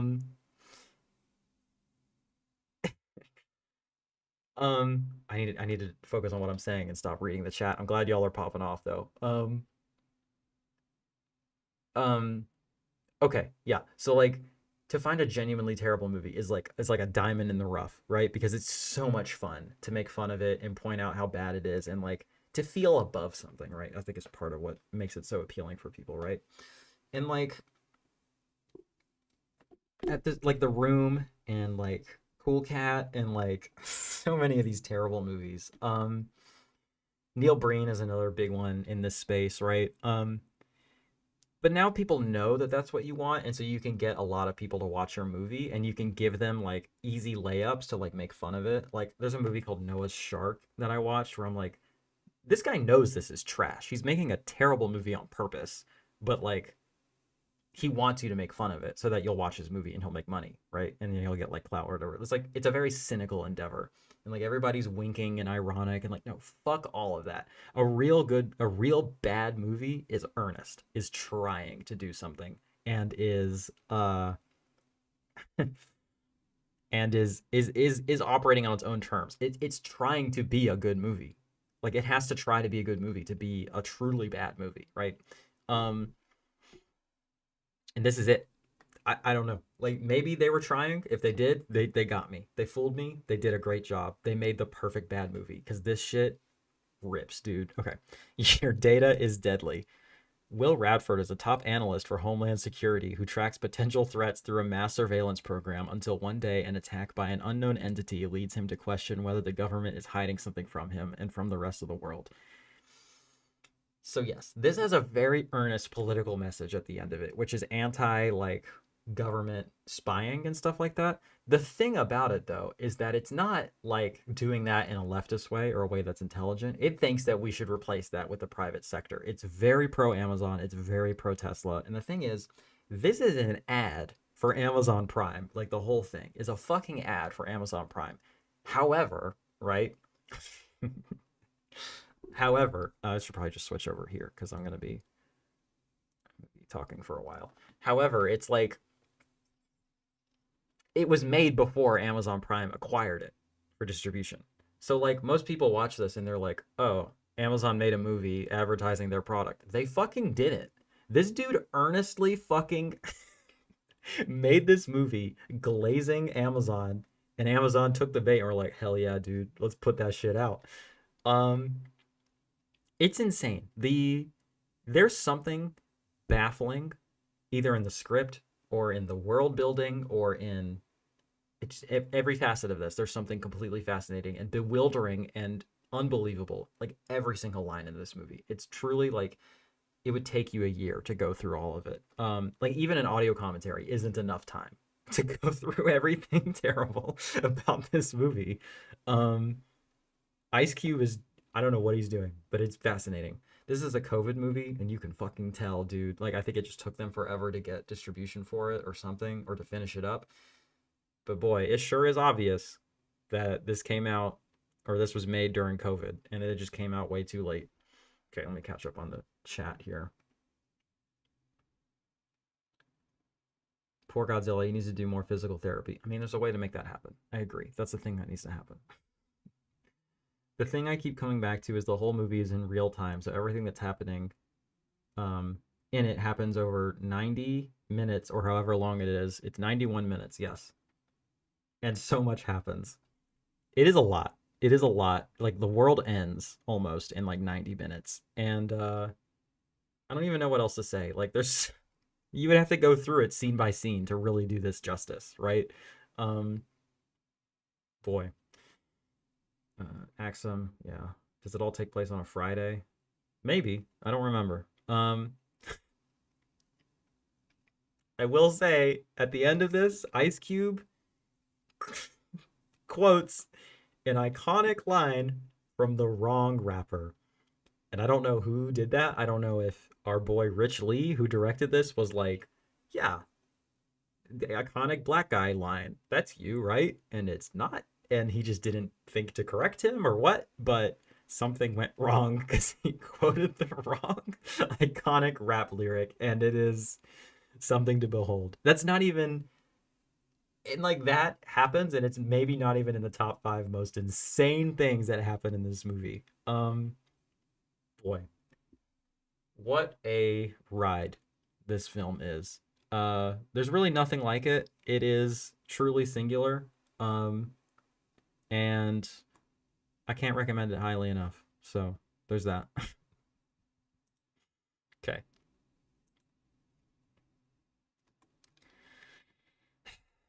One battle after another. Okay.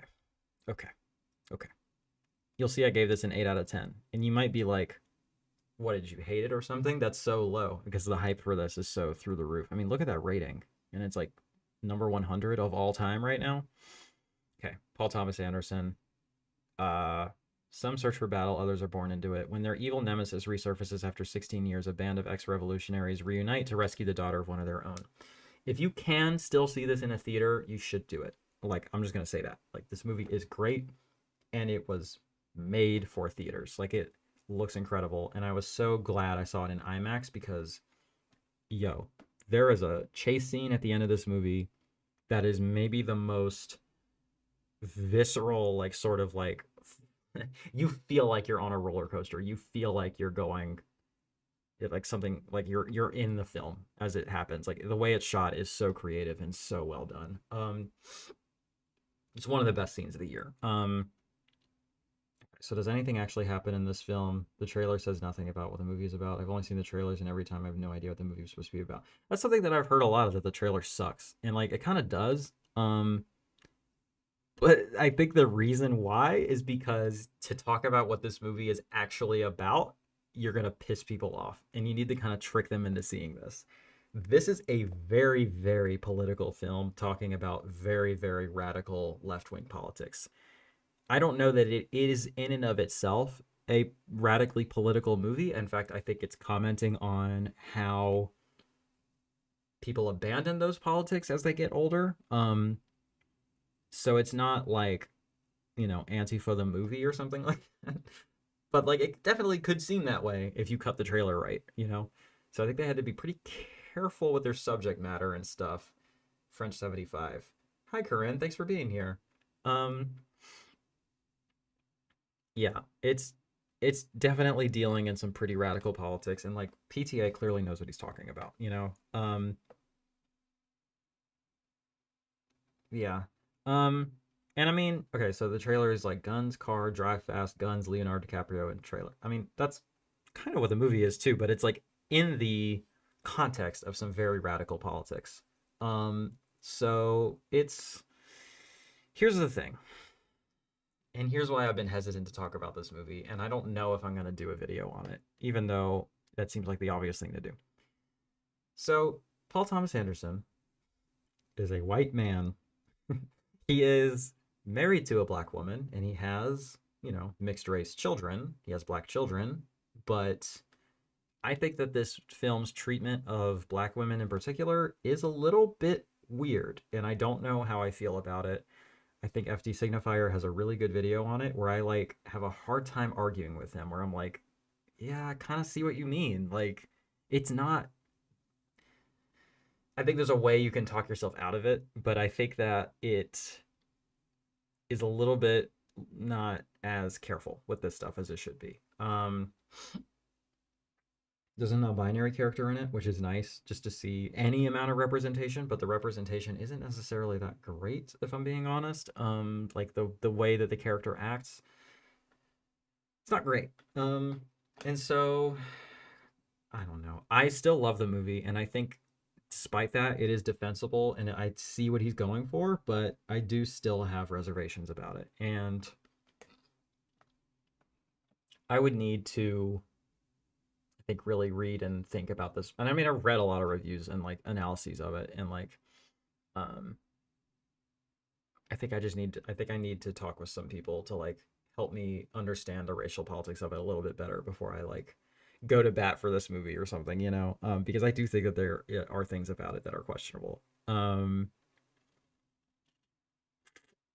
I still think you should see it. Like, you know what? Also though, if I'm being honest, there's Leonardo DiCaprio is doing some like hard investments in like Israel right now, like building luxury hotels for like genocide theirs right now. So like, I think some people were calling for a boycott of it, and so like different principles are at play here, like where I'm like, yeah, that's not good, but also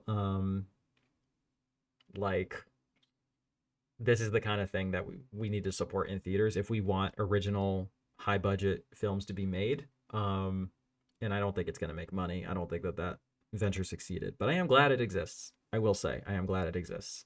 And Leonardo DiCaprio, like, even though he's not a great guy, like I think he's a complicated figure in that he has ostensibly progressive politics, but his behavior does not reflect that most of the time. I don't know what to say though. He is one of the greats. Like his performance in this is amazing.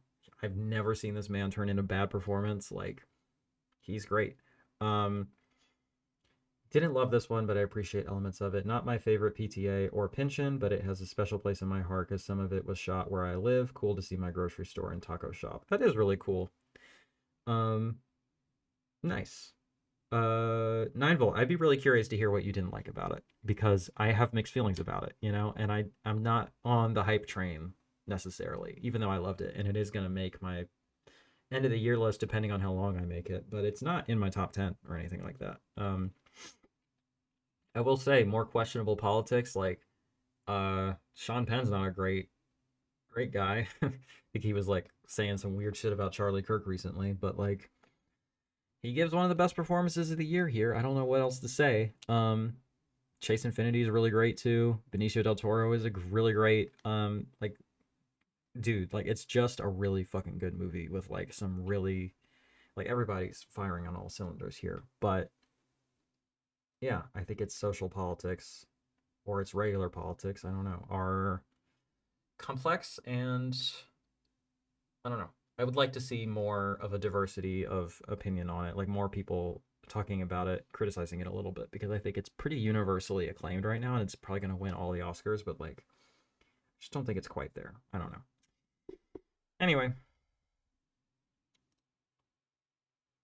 And the last one is Babylon Pink 3, which I thought was fine, but I'm not going to review it now. All right. We did it. We did it, team. September. This was really good. I had a lot of fun doing this. Thank you for being here. Thank you for being so active in the chat. It was awesome.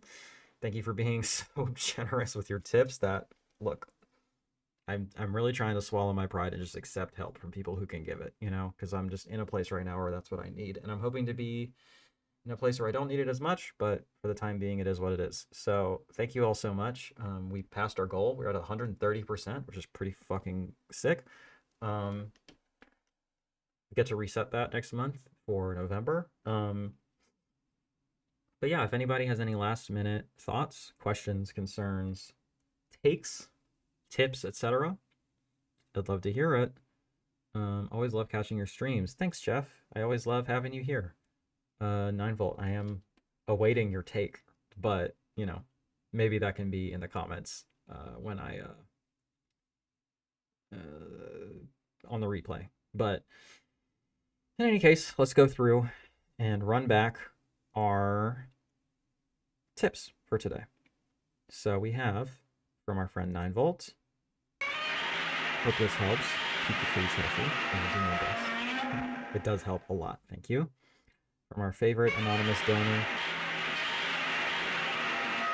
Thank you very much. And then we're running it back for Jeff's donation.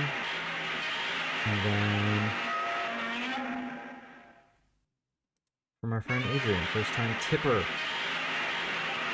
I super appreciate it. Let's watch it, love it. Tell me you love it. We'll see. Thank you all so much. I love you guys. You're the best. This was fun. I'll see you on Saturday. We'll do this all over again. And we'll go through all of October. All right. Thank you all. Bye.